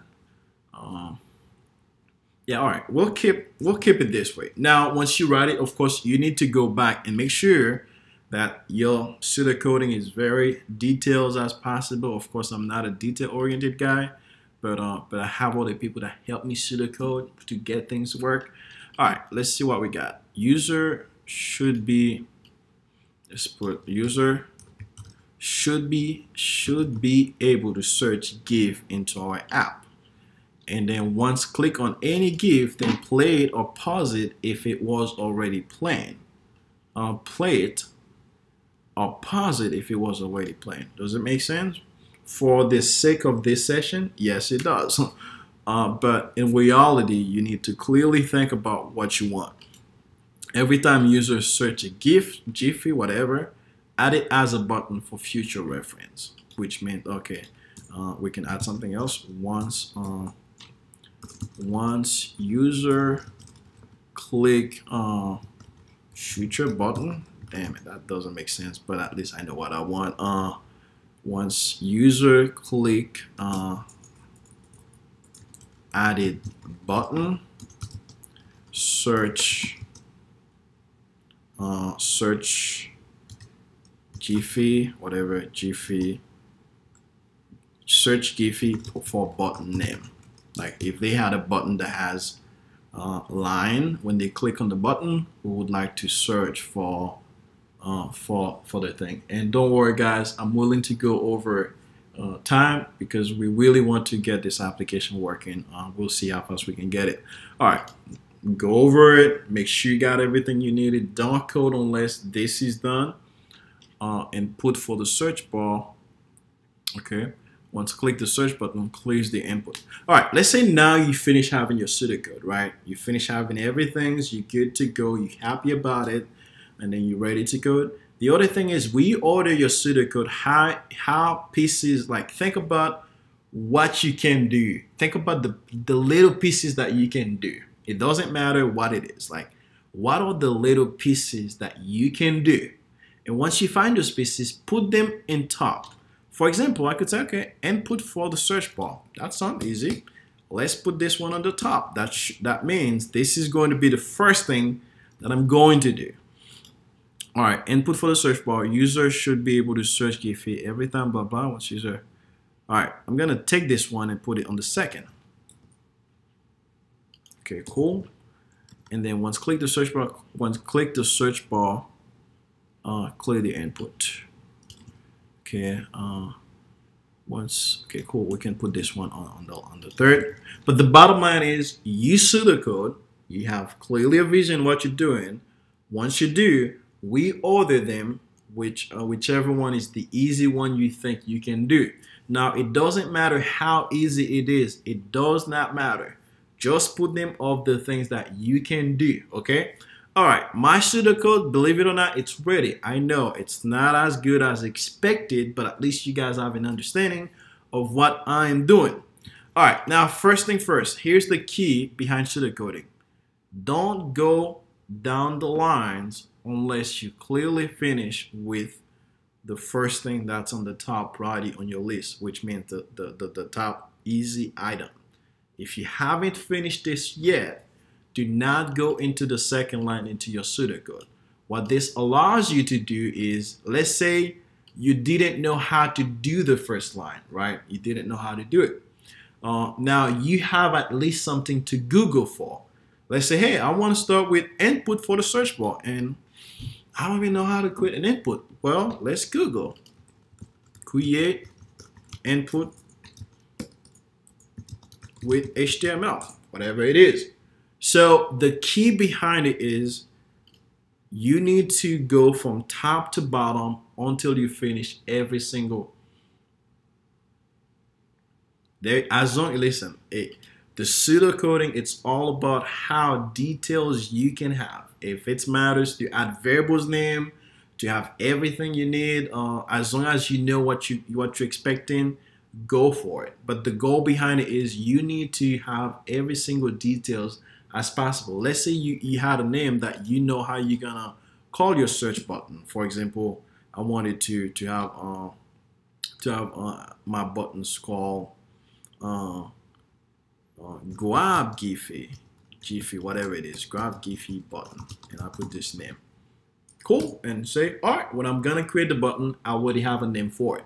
So get every single thing that's in your head and put it into your pseudocode and have a clearly understanding of where you go. But I have never done this before, but the goal behind it is put as much details as you can. All right, so what I really want you guys to get is start from the top and try to get it done. Stick here. Do not try to go down there, because if you go down, you're going to be stuck, okay? You're going to try to do multiple things at the same time where you aren't already comfortable with. Try to get the little pieces, which is these pieces, and try to get it done into your app, okay? All right, so I searched the little pieces and I see how to do it. Of course, I kind of check things out and I go into my main.js. I'm gonna do this, and I created a div with a class container, and inside this container, this is what's gonna hold my entire application. And then in here, I'm gonna have a form. Based on my Google, this is how I saw a form is being made, and I kind of follow the process and make a form. Now inside this form, I'm gonna have a couple things. I'm gonna have a div, and inside this div, I'm gonna have a label, and next to this label, I'm gonna have an input. And then, yep, I think that should be good. And I have something like this. Cool. I think I forgot to show you guys this. So for those of you coding HTML, of course, there is a shortcut. You could do things. When you do form, if you want something inside of it, you use this sign, which is the arrow right things, whatever this wait sign is. There you go. That's it right there. So this is for you to get something inside the form. So inside the form, I want a div. And when you, to do it, you just tap tab, and this allows you to have a div inside the form. Let's go back again. So a div inside the form. Inside the div, I want a label. So when I hit this again, as you guys can see, inside the div, I have a label. So this is an easy shortcut just to kind of speed things out. And plus means something next to it. So I have an input and I have something like this. Cool. All right, so I'm working on my first pseudocode, which is input for the search bar. So I have my input. I don't think I need a label for now. I can have a placeholder, and I'm gonna name this search, Jiffy, whatever it is, and I'm gonna have a name and search, and I can even have an ID called search. Cool. I have something like this. And cool. And let's open this and see what we got so far. We got something like this. Not bad, but at least I have a place to start, which means I just created an input. I just created a search gateway, and my first pseudocode is complete. Now, once again, be creative, whatever it is, as long as you can keep track of where you are, what you're doing, you know, or how detailed your pseudocode is, go for it, okay? All right, so input for the search bar, which is done. And is that what you meant, Christina? Is that just having the input over there? Okay, cool. All right, once user click on added buttons, okay, so this needs to reorder. Cool. All right. So once user click the search button, which means there has to be a button under the search. So let's add this button right now. Search, Jiffy. Cool. Let's save this button there. Oh yeah, there you go. Of course, once again, it does not look nice. That's okay. We're going to our pseudocode. We're getting things done. We have a place to start. We have what to Google. All right, so once I click this button, it needs to do what? Go back to my pseudocode. Once click the search button, clears the input. All right, let's see. If I had something inside the input, I click search. It should clear the input, but that's not my expected behavior, and I'll tell you why.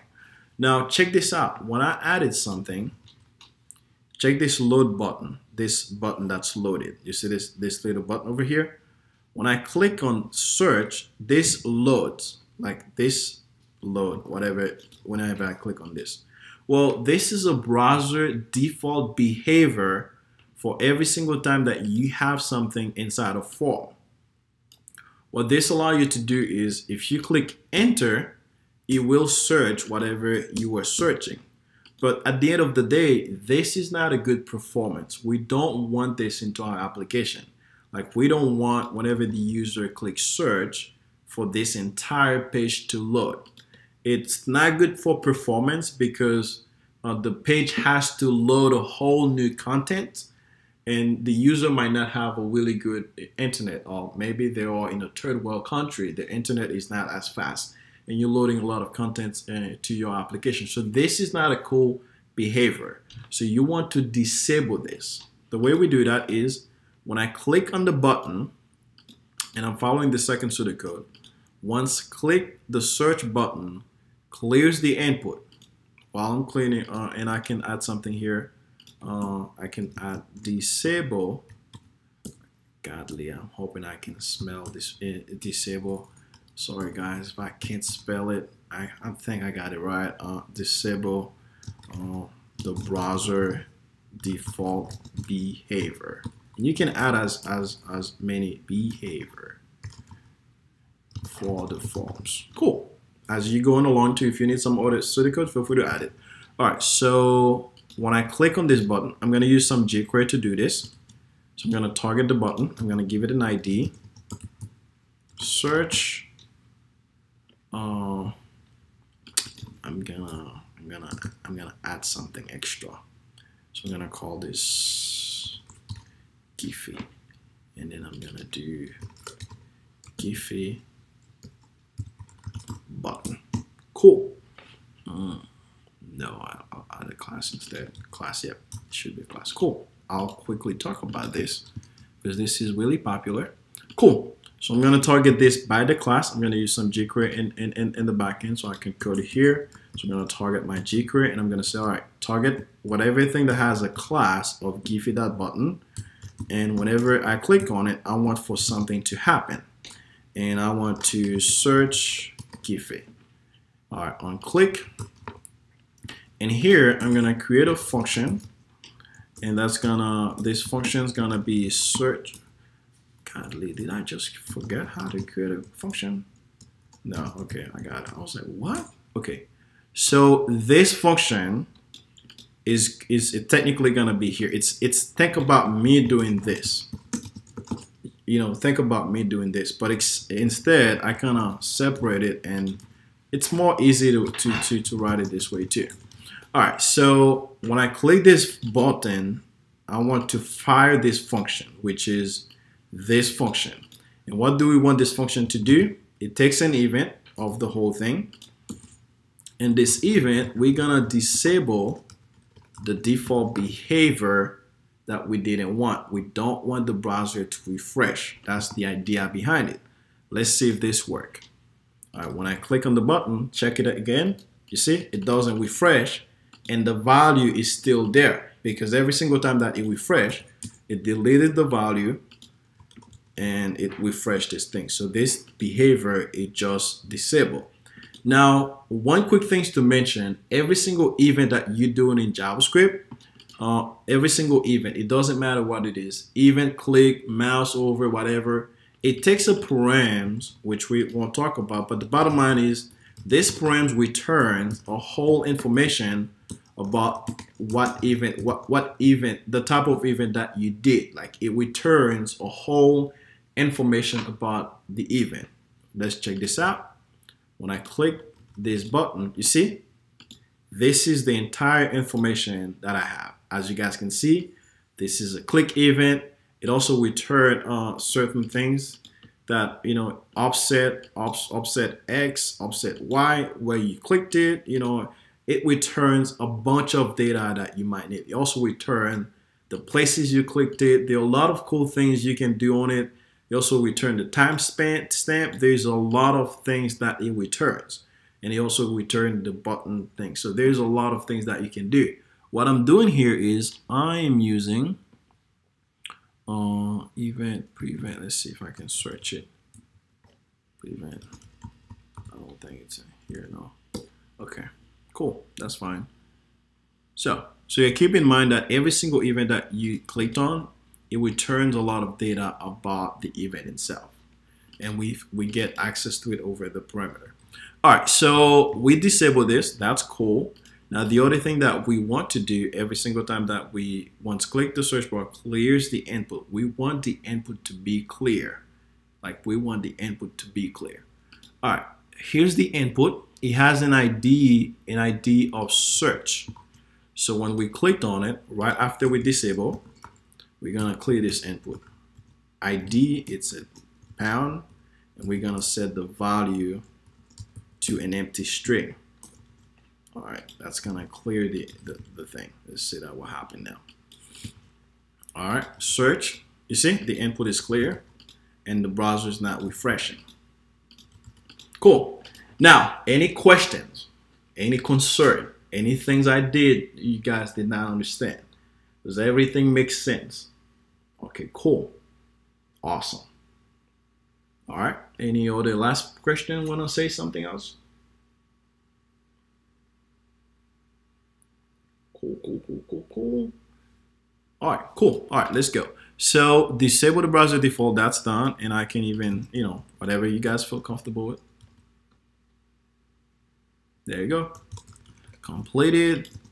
This is completed. You guys can be fancy. Once user click added button, search Giphy for added button. So there, of course, there's more details over here to tell me, hey, once user click added button, this will be posted. The video will be posted, and we're gonna finish this app tonight.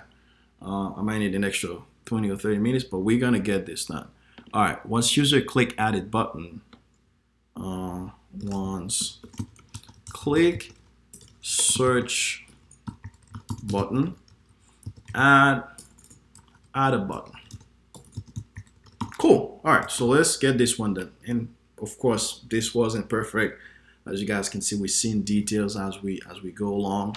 All right, so what we really want to do is when we click, if I type testing, when I clicked on this, I want to see a button created on the top, okay? So I'm gonna I'm gonna go a little bit fast. Of course, this will be recorded, and this is where we're gonna have our entire button. Giphy and buttons, cool. Now, for those of you that might leave early, there's something I really would like to mention. This is critical because a lot of big companies are using it. And remember, this whole idea, one thing I mentioned earlier, is it's not just about me doing the Giphy things, talk about APIs and all these ways of doing things, promises and how we handle things in a real-world application, but also wanted to kind of give you guys what's out there. What are things big companies are using? Well, one thing to notice is, and some of you might already be asking the question, I put my entire application into a big div.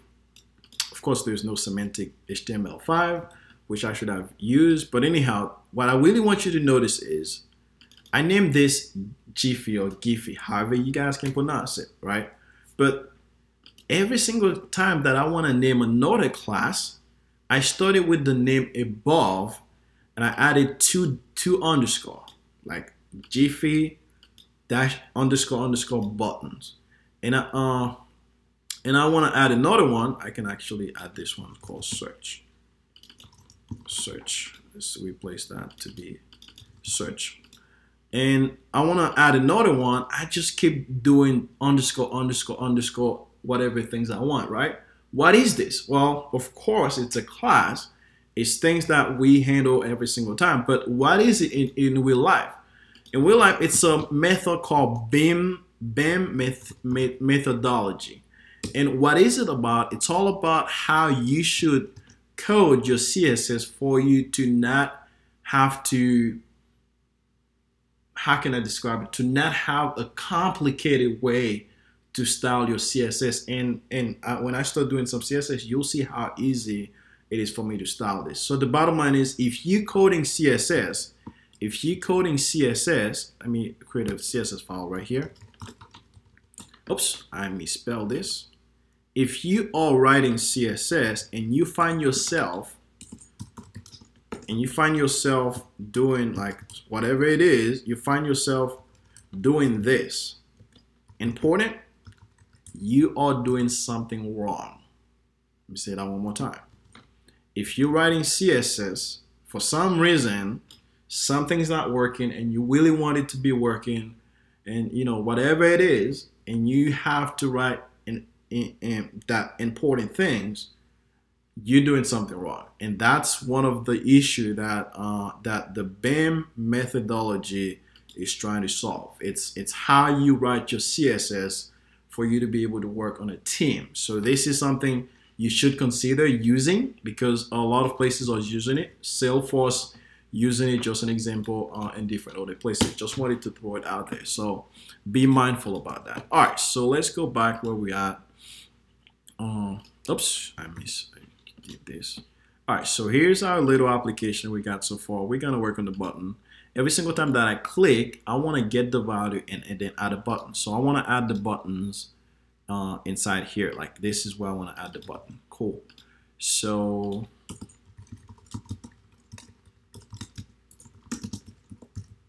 cool. Add a button. Cool. So first we need to create button, and we're gonna create a button. And we gonna create this button. Cool. And what else? I think that should be it. We're just gonna create a button. We're just gonna take the text here and we're gonna say button. We want it to be having the text inside of it. And then once we create the button, we're just gonna be returning. Now, the beauty about this function, it's dynamic. Every single time that I wanna create a button, I can just call this function. So this is create button. Cool. And I'll go a little bit fast because I'm going a little bit over time, but this is going to be recorded. You guys can definitely feel free to, and please ask me a question in case you do have. All right, so add a button. Every single time that I click on this, I need two things. I need the value in order for me to be able to create a button. Then I need to be able to add the button somewhere else. And where I want to add the button is right here. Cool. And we're gonna do this right here. So first we're gonna get the value. That's gonna be the value, really. And in order to get the value, okay, it's the first get this value, which is the first get this value. That's the value here. And then we're gonna create a button. To create this button, we just call this function here and we pass it the value, and this one's gonna take the value and add it inside the button. And now what we really need is this gonna return the button, and the only thing we need to do now is target where we want to add the button, which we want to add the button somewhere else, and we're just gonna keep it panning toward this, and let's target this guy again. And let's see how this works. All right, let's see. How about that, guys? Fancy, right? All right, any question? Everything's good. You guys good? Or you want some more explanation? No question. Okay, so it seems like everybody's good. Okay, so this function is a dynamic function that's just create a button and add a text to it. All right, so everything's good so far here. Every single time that I clicked, I'm adding a button, moving forward, whatever it is, and stuff like that. Cool. All right, let's go. Once click search button, add a button. That's finished. That's completed too. All right, cool. Once user click added button, search Giphy for button name. Now, before I do this, I'll switch my pseudocode. Of course, we didn't spend good time on it. It was horrible, but we got this. All right, user should be able to search Giphy into our app once once click search button. Once click search button, user should be able to search. So this is where we're going to do some API calls right now. Cool. We could minimize this here. All right. So here is our link for our API. Okay, cool. All right. So we could say function, and we're going to say search. I'll grab Giphy. Cool. Oops. And then oops. All right, so cool. Now this whole idea behind this function is going to go up the Giphy, like pulling the Giphy from the API. So I'm going to use Ajax. Cool. URL method. I want this to be a get. Of course, there's more thing we haven't talked about, but I'm going to handle the two cases. First, in case it succeed, in case I got the data. And of course, second, in case I did not get the data. So these two cases are being handled. You see, the fact that you know it, you know what to do, not even need to test the data. That's one of the reasons I highly mentioned about promises. Well, jQuery has it different. jQuery has done, and this other one has failed. Now this is gonna return the data, and I'm just gonna console the data for now. Data here to make sure that I'm getting the data, and here in case there is an error, I'm just gonna console the error for now as well. I'm not gonna do anything with it yet. Cool. All right, now we need the URL, and this URL that I think I had it right here. But we want something in the URL to be dynamic, and what we want to be dynamic inside the URL is how we search. This is how we search. This is a static value for now, but we want this to be dynamic. And we're gonna add another, we can add Q, just the same way they have it, or we can just add value, whatever param we need. We're just gonna add val, and we need this to be plus val. So this value is going to be dynamic based on what we enter, and now the only thing we need to do is right after we get the value, before we add the button, actually after we add the button, and then we can pass this value right here, and that should start bringing some data down to our console. And let's see if this works as expected. So I'm gonna search for JavaScript. Oops, console.logo. Oh God, ooh, oh geez, I misspelled this so bad. Console.logo. Okay, refresh again. All right, search. You see, I'm getting some data. This is all the data I got, and my buttons is being added. Any questions? Everybody feel good? Cool. Okay, awesome. All right. So how you guys feeling so far? You guys liking this? What's any suggestions? You guys enjoying this, or you guys feeling bored? What's going on? I want to hear from you guys, just your point of view. Cool, there you go. Awesome. All right, cool. No worries, buddy. I'll be doing this every single once a week. All right, give me 1 second, guys. I'm gonna clock out real quick. Give me 1 quick second. Oops, I need some details over here. Give me 1 quick second. Give me one. It will take me less than a minute. I need to. All right, code. Give me 1 session. Okay, I don't need that. Give me 1 second. I'm clocking out. All right, and then I don't think I need this. Cool. Okay, cool. All right, and then we're back in business. All right, cool. And let's see, making sure. Okay, cool. All right, so we got, we're making API calls. This is handling our click event. This is when our app initialized and everything. And let's follow our pseudocode again. So this also, user should be able to search Giphy into our app once click search button. Once click search button. So that's completed. All right, so that's also completed. Now, of course, my pseudocode wasn't good. Now, one thing I want to do is display Giphy into our app. All right, so we're going to work on that. And I'm going to create a unique function. It's going to say display Giphy, And this whole function, his whole job is going to be about displaying Giphy. Display Giphy, whatever it is, go for it. My apology, guys. All right. Now, one thing you guys see me so far doing, which I wanted to point out, as you guys see me building this, is how I kind of break things into pieces, right? If I want to create a new button, I just call this function, you see?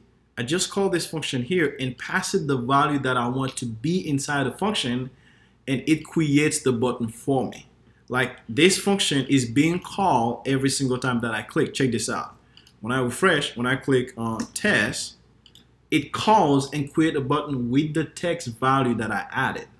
And if I click it again, if I do JavaScript, you see it's being used and used and used over.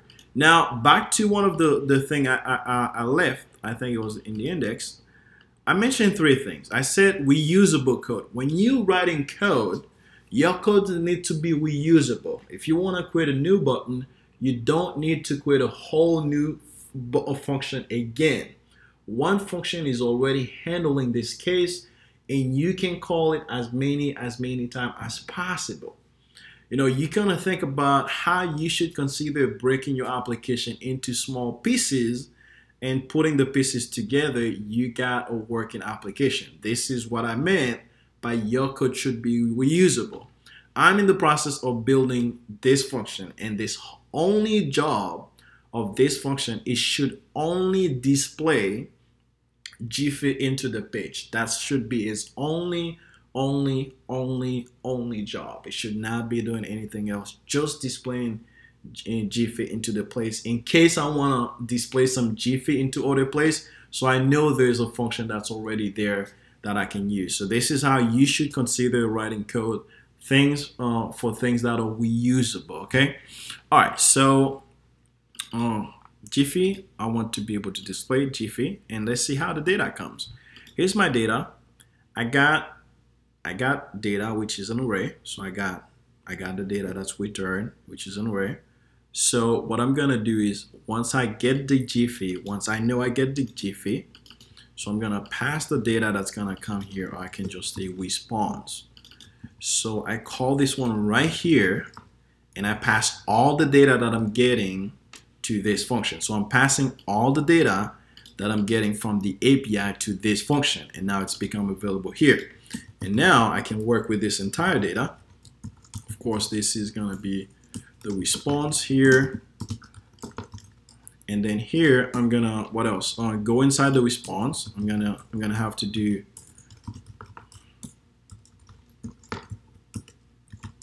GIF. All right, I'm gonna go inside the response, that data, because that sounds like this is how it is. Response that data. Inside the data, it's an array. Every single time you see an array, the first thing that comes into your mind, you need to loop through it. So this is an array. You can just store this into something like data. And I'm gonna take this one, loop over it.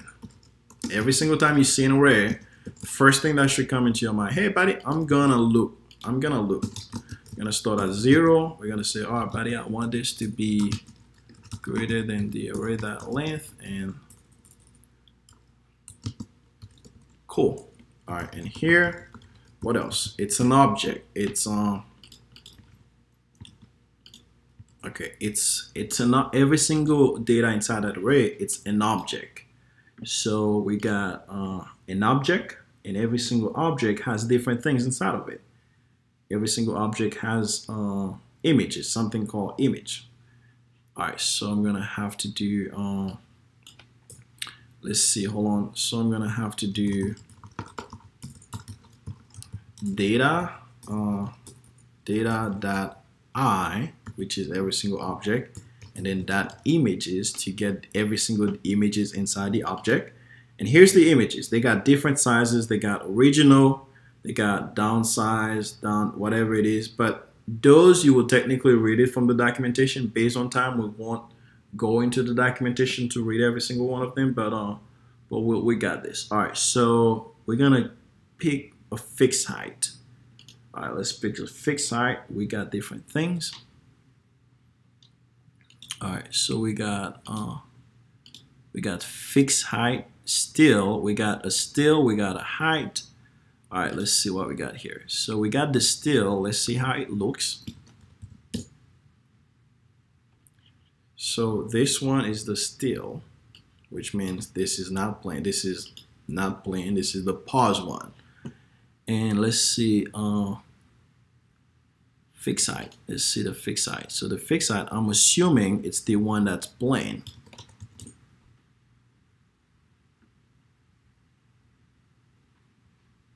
Yeah, there you go. So that's the one that's plain, and that's the one that's not plain. Cool. So we find the two things we're looking for. So it's images, fixed height. All right, so I'm gonna do animated. That's the one with the animated one. Grab the image, that images, and it's fixed height. So that's the first thing. The second one, for the still one, it's the one with the fixed height dash still. Let's see.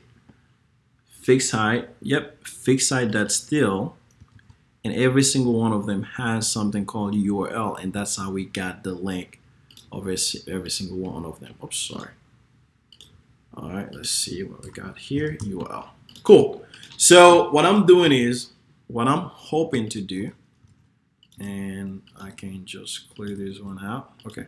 So what I'm hoping to do is, this is going to be the animated one, which means the one that's plain. And this one is going to be the one that's not plain, which means the one that's paused. Cool. All right, so that's every single one of them.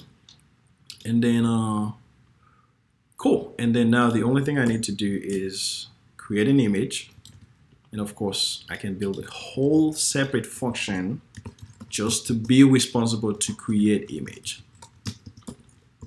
Kind of break it into pieces. And it's going to be the same thing with the function. That's going to be image and $, and that's going to be image. And the image, we need a couple things inside the image. The first thing that we need inside the image, oops, we need a lot of attribute. So this image, we're gonna pass it a couple of things because we're gonna need a couple of things from it. Just return the image. Cool. So the first thing that we need is a URL where we're gonna display the image, right? And then the other thing that we also gonna need, it's gonna be still and animated, because we want to know the two state about the image. Is it a URL? Is it still? And then we can pass URL here. Nope, we want this one to be a source. We want it to be equal to, we want every single one of them to be still. So we're gonna set them to still, and we wanna set a data attribute. And we're gonna say, all right, this one, I want this one to be animated. I pass it the animated value. And I want another data attribute, which I'm gonna explain in a second. I want this one to be still, so I pass it as still. All right, now we got the source, we got the data animated, we got the data still, and everything looks good. We go in this function, and we just need to call this one here, which we're gonna pass it the URL. The URL for this, we can set this one to, I want it to be pause, which means still. And I'm gonna say, all right, URL is equal to still. Cool for now. Cool. So I got the URL, I got the URL, I got the still, I got the animated, which is the three param that this function is relying on. Like, this is the three things it's relying on. And now I just call this one right here, and I'm gonna pass it the three params that it's relying on. Okay, I'll explain that one in a second. Don't worry. All right, so I'm gonna pass it the three param, which is still and animated. Now this one's gonna return an image with which an image. This is actual image. That's gonna return the actual image. Now what we really want to do is we're gonna display them somewhere. So we can add Giphy images. So we're gonna copy this class and we're gonna bump every single images into here. See, cool. And we just copy this guy here, which is gonna return an image, and just paste it in here. And let's see how this works. Oh jeez, hoping this works. All right, I promise guys, I'm gonna explain every single thing, but let's see if this works. I don't think it will work, and we're gonna see why, but let's hope it works. Giphy, and we're creating an image, and hoping we get the data. We're looping through it, we're getting the still. Cool, cool, cool. All right, so let's see what we got. We got JavaScript. Oh, geez. Oh boy. Magic. Oh, geez. All right, guys. Okay, hold on. What just happened? Well, we got image, which is good news, but how does this whole thing happen, right? What just happened behind the scene? Let me kind of explain it a little bit. Once again, the whole idea of you building an app, it's you need to make it as reusable as possible, okay? Now, one thing you see me doing here is I'm breaking things into pieces. This function, its only job is to create buttons. Like every single time that I want to create a button inside my JavaScript, I'm just going to call this button, like this function. And I call it, and boom, I got something created. Now, the same thing, every single time that I want to create an image, then I call this function.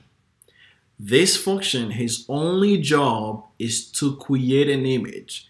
And the image that this is going to create is going to have 3 params. The first one is going to be the URL of the image, which means wherever the link is related to this image is going to be. And that's why I kind of set, the attribute, equal to, I can just pass it the URL, sorry. I can just pass it the URL here.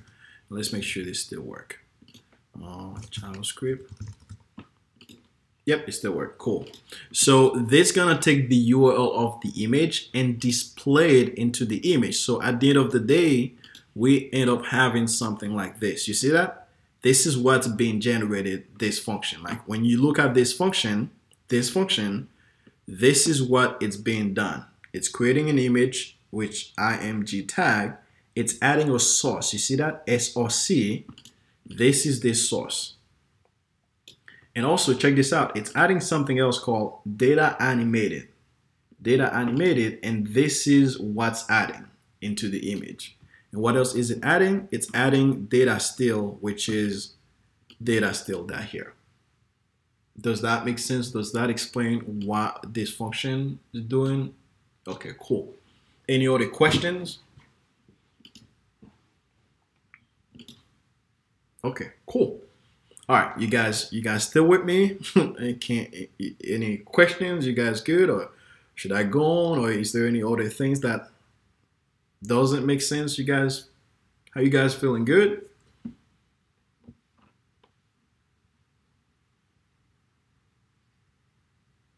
All right. Okay, cool. All right, there you go. Awesome. All right, now, once again, my code, it's very, very readable. Everybody can see what everything's doing. I'm displaying the Giphy. I'm pulling data from the API. This is what allows me to search. Everything's flowing and maintainable. If I want to change something or add something, I can easily be able to add it. For example, let's say I wanted to add, for now, my image has a source, a data animate, and a data still. Let's say later on I wanted to add something else, like I wanted to add another data state to know the state that my image is. I want to set the state to still. Like I want to set some state to know what state my image is. Now by default, I'm gonna set every single image to be still, which they already are. All right, so I can search again. And now if I right click on an image, and as you guys can see, now they have a data state, which they all are still. And this is what I'm gonna use to do some logic to kind of do things. All right, now go back to display image. This is what I just did. Of course, you could have done some Google. Once user click added button, search GIF. Once user click added button, which means this button that I just added. So if they click on this button, if I added Donald, something like this. So whichever button that they clicked on, I also want to be able to pull some other GIF. Like I want to be able to bring some more GIF once they click certain button. So let's do that. All right, so I'm gonna have another listener that's gonna listen to any button that they click on, and every single of these button, it's called GIF.button. So cool. So every single of these button is located under a class called Giphy __ button, and this is how we can target the button. So I'm gonna say, all right, so whichever button that we click on that's under the class of Giphy, because I don't want to select every single button. I want to select only the button that's inside this div. And I want to say, all right, when I click on this, I want to do something else. So I can say, click on this button. I wanna click. I wanna do something else. I could say, search Giphy by button. How about that? Cool. Function, another function again. I think, how did, jeez, I forgot even how you create a function. Cool. All right. All right. So when I click on this, when I click on any buttons, I'm expected to search some Giphy, right? But before I do this, let's actually see what's happened when I click on any buttons. When I click on any buttons, it should console log hello world. Let's see if that's the case. All right, refresh the browser again, and when I do happy, whatever it is, it's searching for GIF. Cool. I'm gonna put another one down again. Cool. Everything's good. But when I click on this button, you see it doesn't show hello world. Now, remember one thing I mentioned earlier. Whenever you're coding in JavaScript, the terms is critical to how good you're going to be with JavaScript, because based on how much terms that you know, that's going to be how fast you can build an application by knowing exactly what's going to happen. The issue that we have it's a term in jQuery that's called event delegation. Event delegation.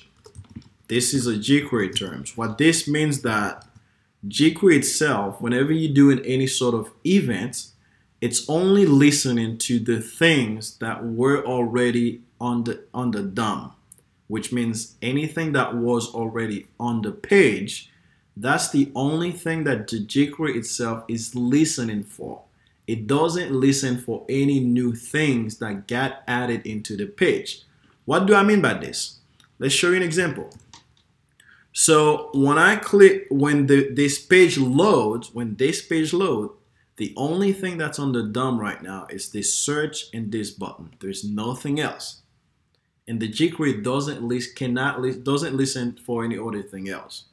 Now, when I add a button, this is something new that get added into the DOM. When you try to do an event listener with jQuery, jQuery itself cannot listen to any button that get added into the DOM. Like if you try to do this, hey, target any button, and then anyone that's click on, then select it. No, it just not work like that. And this is something you guys can feel free to Google. It's called event delegation, okay? This is critical. Well, the way we do, instead of listening to the button, which only gonna listen to the buttons that was already there, instead of listening to the buttons, we listen to the DOM. And we say, all right, buddy, let's listen to the DOM and let's listen for either new button. Oops, hold on. All right, I think I misspelled it. There you go. So let's listen to the DOM, which we do document. Oops. Let's listen to the DOM and let's listen on click. And let's listen for any buttons that get added that is under the parent of a class Jiffy buttons. So once again, let's listen to any new things that get added to the DOM. That's a button. If it's a button, let's listen to it. And once we click on this new button that we are currently listening on, then we should fire hello world. It's a complicated topic, but the bottom line is be mindful it's out there. All right, when I click on this now, you see, I now have hello world. And if I click on happy, I now have hello world over and over. Any question, does that make sense? Or do you guys want some more definitions about event delegation?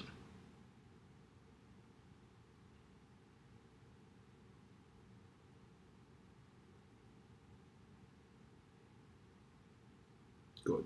Okay, cool. All right, so that's done, and just wanted to throw this out there because I know it's critical. All right, so when we listen to any event, one thing we want to do is we want to grab the name of the event. Like we want to grab the name. Like if we click on happy, which is misspelled, I want to grab the name. So let's do that.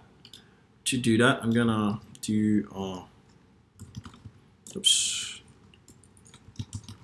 name, and this is representing let's do this. All right, when you use this, that means anything that you get clicked on. If I click on the button, this keyword, where is it? Let me actually, this is from the jQuery one. When I click on the button, this keyword represent the buttons that I clicked on.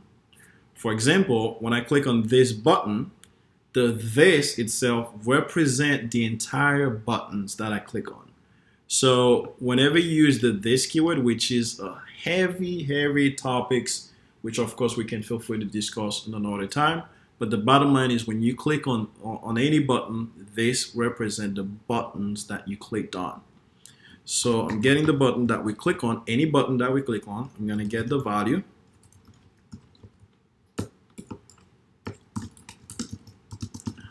All right, and I'm getting the value now. Just to show you guys what I mean by any button that we click on, let's console log this keyword from the jQuery one. All right, we expecting to get the value in this. All right, let's try it again. Search happy. All right, so check this out. When I click on this, it should return the entire button. Oops, I misspelled HTML. There you go. Thank you, sir. Oh, geez. Okay. JavaScript. And then testing. Oops. That's fine. Testing. Cool. Now, when I click, delete this. All right. When I click on testing, you see that? It returns the button, the exact button that I clicked on. So think about this keyword as if you have it on an event, let's say on a button event, it's representing every single button that you're clicking on.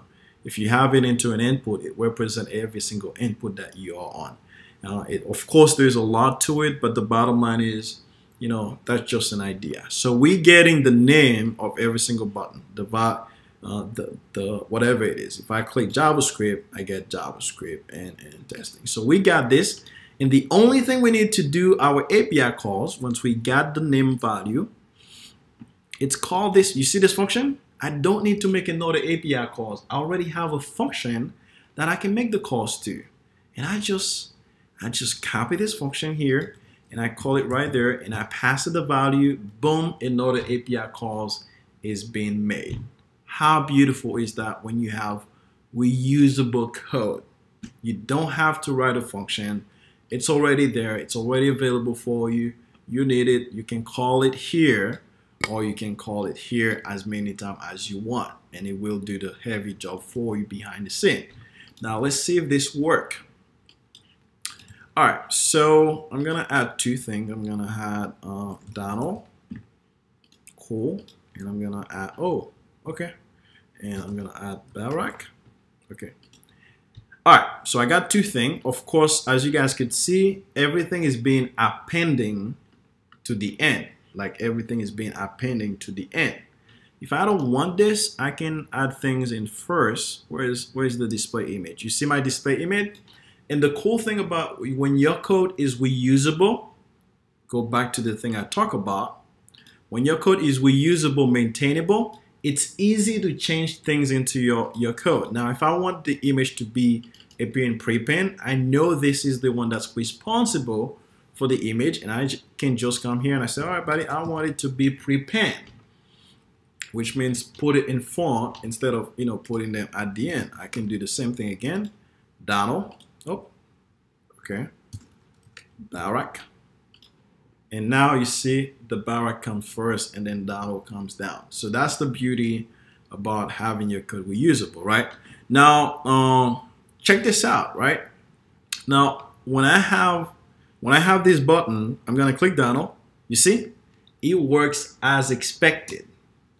And the whole thing that's doing it right there is because this function is reusable. It can be used as many times as you want it. And then whenever you use it, it's gonna do the same thing over and over. And I can keep clicking the button, you see, Donald, and let's stop Shakira.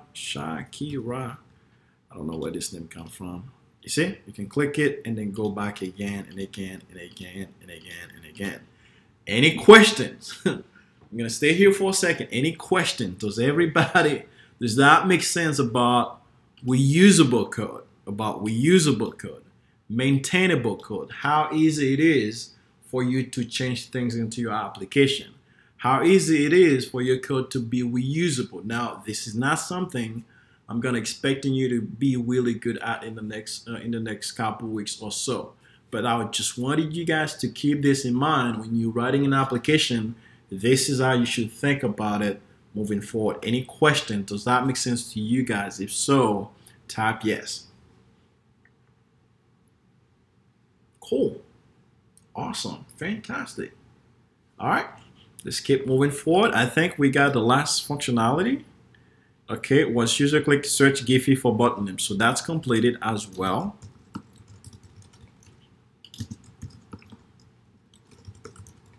All right, so that's completed. Then once click on any Giphy, then play it or pause it if it was already played. Every time user search a GIF, okay, so that's already completed too. I'm just gonna move it on top for now. That's already completed. Every time user search a Giphy, add it as a button for future reference. Yeah, we already did that. We added it as a button. All right. Of course, my pseudocode was messed up, but you got the process at least. All right. So the last feature. Once click on any Giphy or Giphy, whatever Giphy, then play it or pause it if it was already playing. Cool. So that means when we click on any Giphy, we should be able to, to kind of have it playing. So now, before I go any further, there's one thing I would like to fix. Here's what I would like to fix. When we look at the application right now, every single time that I click this button, it keeps going up, down, over and over. So I want to delete the entire things that was already there and just bring new things to it. Like, I don't want to be appending stuff down and so on. I just want to have things related to either Donald Trump or Barack Obama, nothing else. All right, so let's do that. In order to do this, check this again, how easy it is. I come here. This is where the image will be displayed. And I can just empty this div. And the div that I want to empty is this div. So I come here and empty everything that's inside this div. and that's the jQuery method. And let's see how this works. Remove images for new images to be added. How about that? Refresh. Let's try it. JavaScript. Again, boom, all about JavaScript.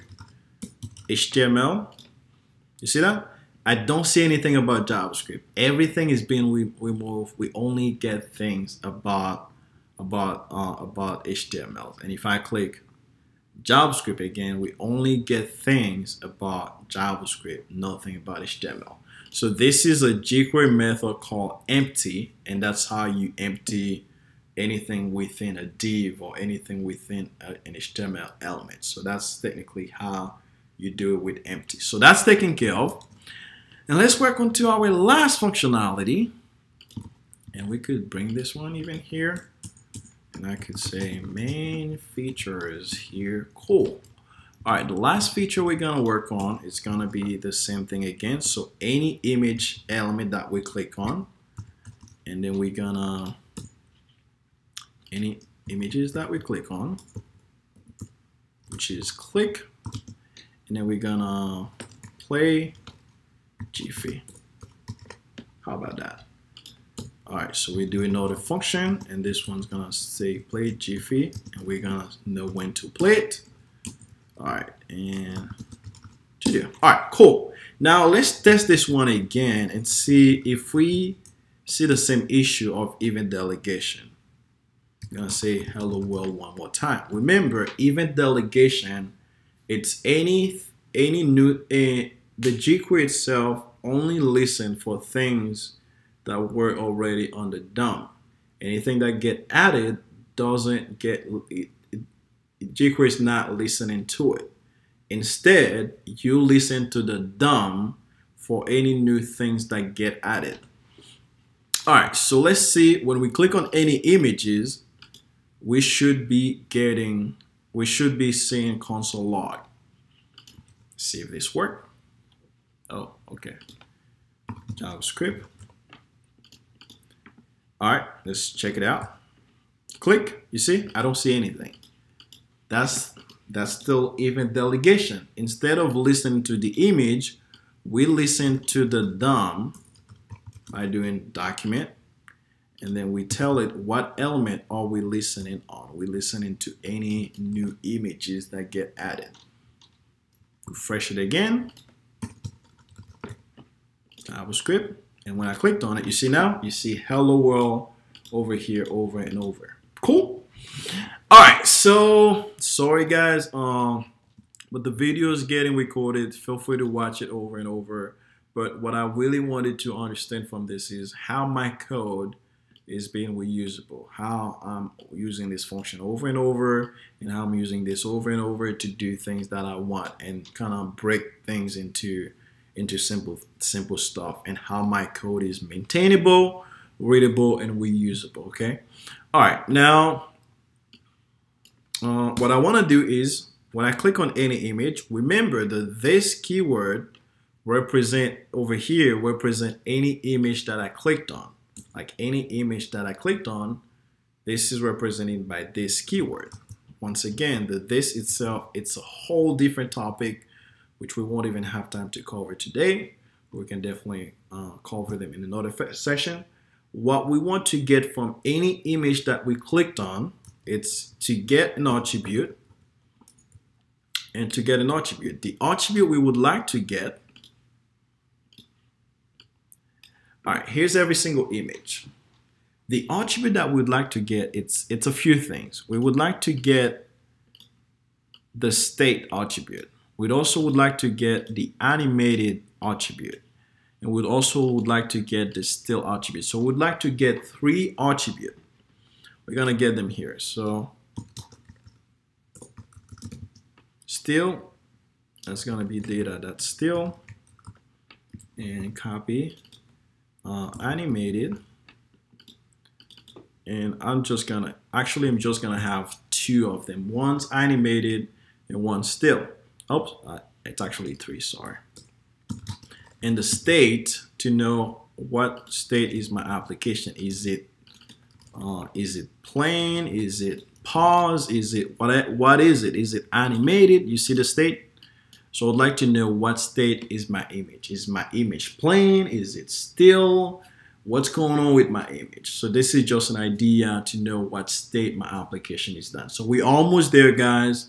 This is almost over. This is the last logic. Trust me, it's almost over, okay?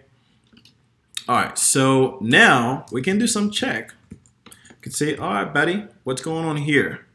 If my state, if the image that I clicked on, if it's equal to still, oops, if it's equal to still, which means it's pause, then I want to play it.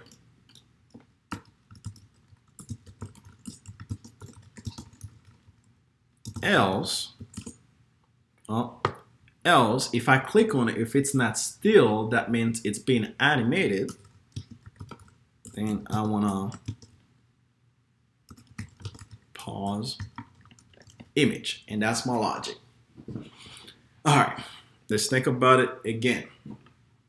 When I click on the image, which is this function's going to fire, I'm getting 3 values from this image. I'm getting, this one should be animated, sorry. Animated, cool. I'm getting 3 values. I'm getting the still, I'm getting the animated, and I'm getting the state of the image, okay? And I'm checking if the state is still, I want to play the image. And if it's not still, which means if it's not still, that means it's playing, then I want to pause the image. All right, so if it's still, I want to play it, what are the things I should consider playing? I should first grab this image, whichever image that I clicked on, and I want to change a few things. I want to change the state of the image to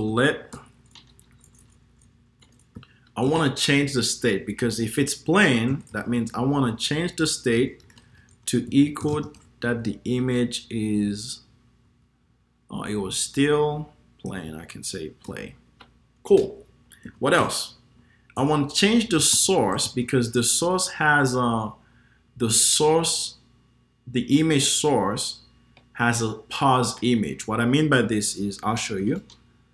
So you see this source over here, this source right here. So when I copy this link is equal to a pause image, a pause GIF. This is pause. So I want to change this link to equal to animated. And I think these are the 2 things I need to change, honestly. What else? So we're changing the state, and then we're changing the source, which is that's what's displaying either the image is animated. Yeah, I think this is it. Yep. Cool.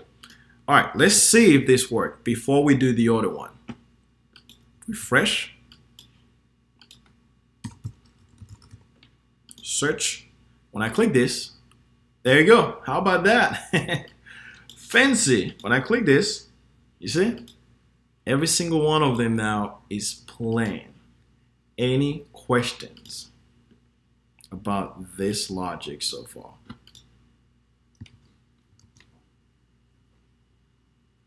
Everything makes sense. Cool. All right.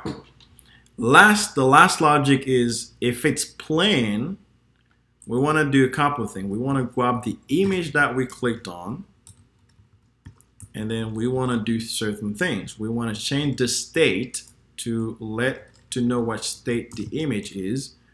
If we want to pause it, then we want the state to be still, because when it's paused, it's not playing. And we also want to replace the source image that was with an animated image with a still image. And we're getting the still from this right here. This is the still link. Let's see what's going on here. And that should do the trick. And let's see if this works. All right, JavaScript. When I click it, it's playing. When I click it again, it paused. And ladies and gentlemen, this is our Giphy app.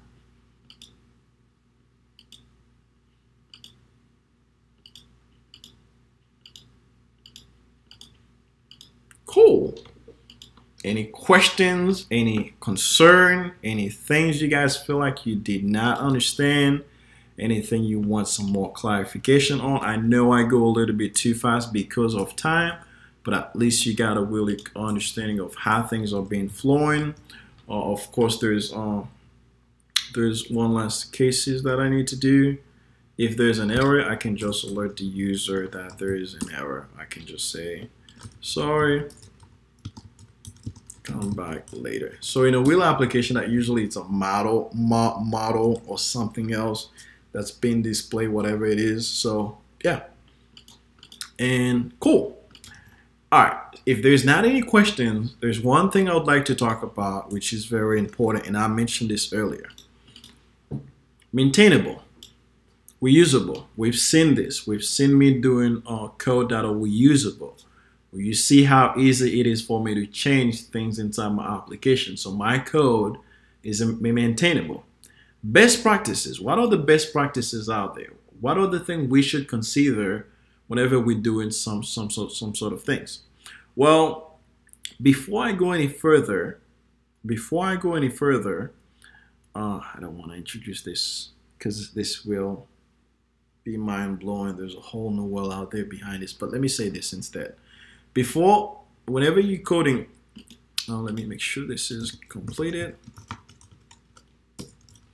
All right, and let's make sure this is completed. All right, so whenever you're coding an application, when you're writing things, you should consider, if you're writing a function, your function should be doing one job and one job only. For example, let's think about it, right? This function, its only job is to create a function. Nothing else.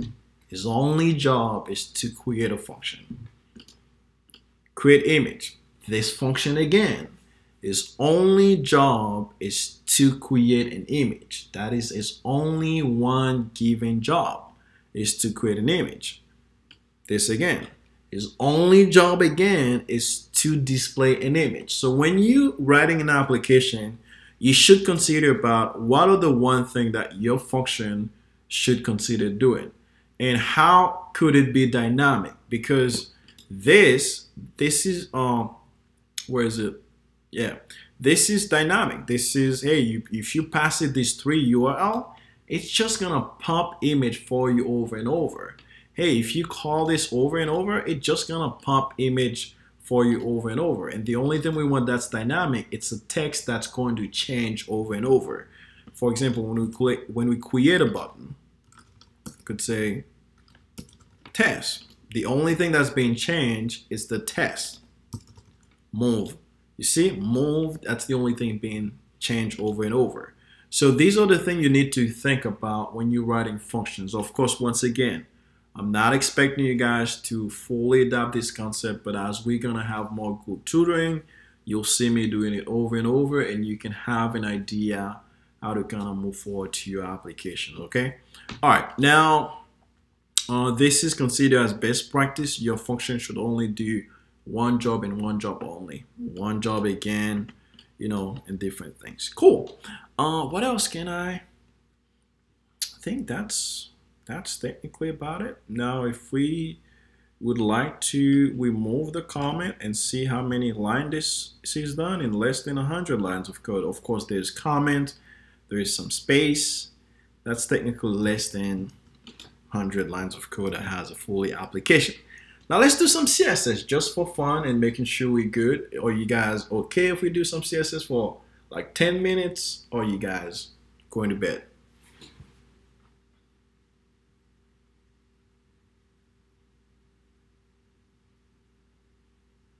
Cool.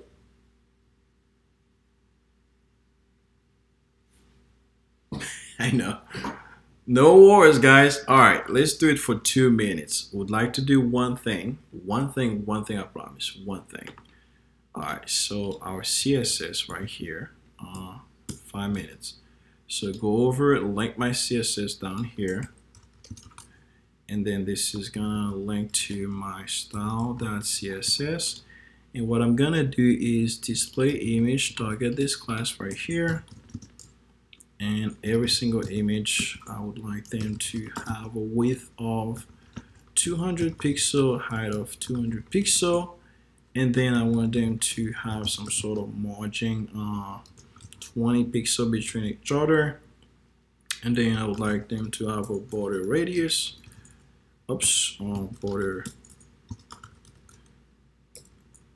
border radius 4 pixel, and I think that should be good. Let's see how this one look like. This happened. Refresh, and then happy. Yeah, we have something like this. Not bad. That's fine. All right, ladies and gentlemen, this is everything I had for you. Now, one last thing, I will be sending out. I will be sending out a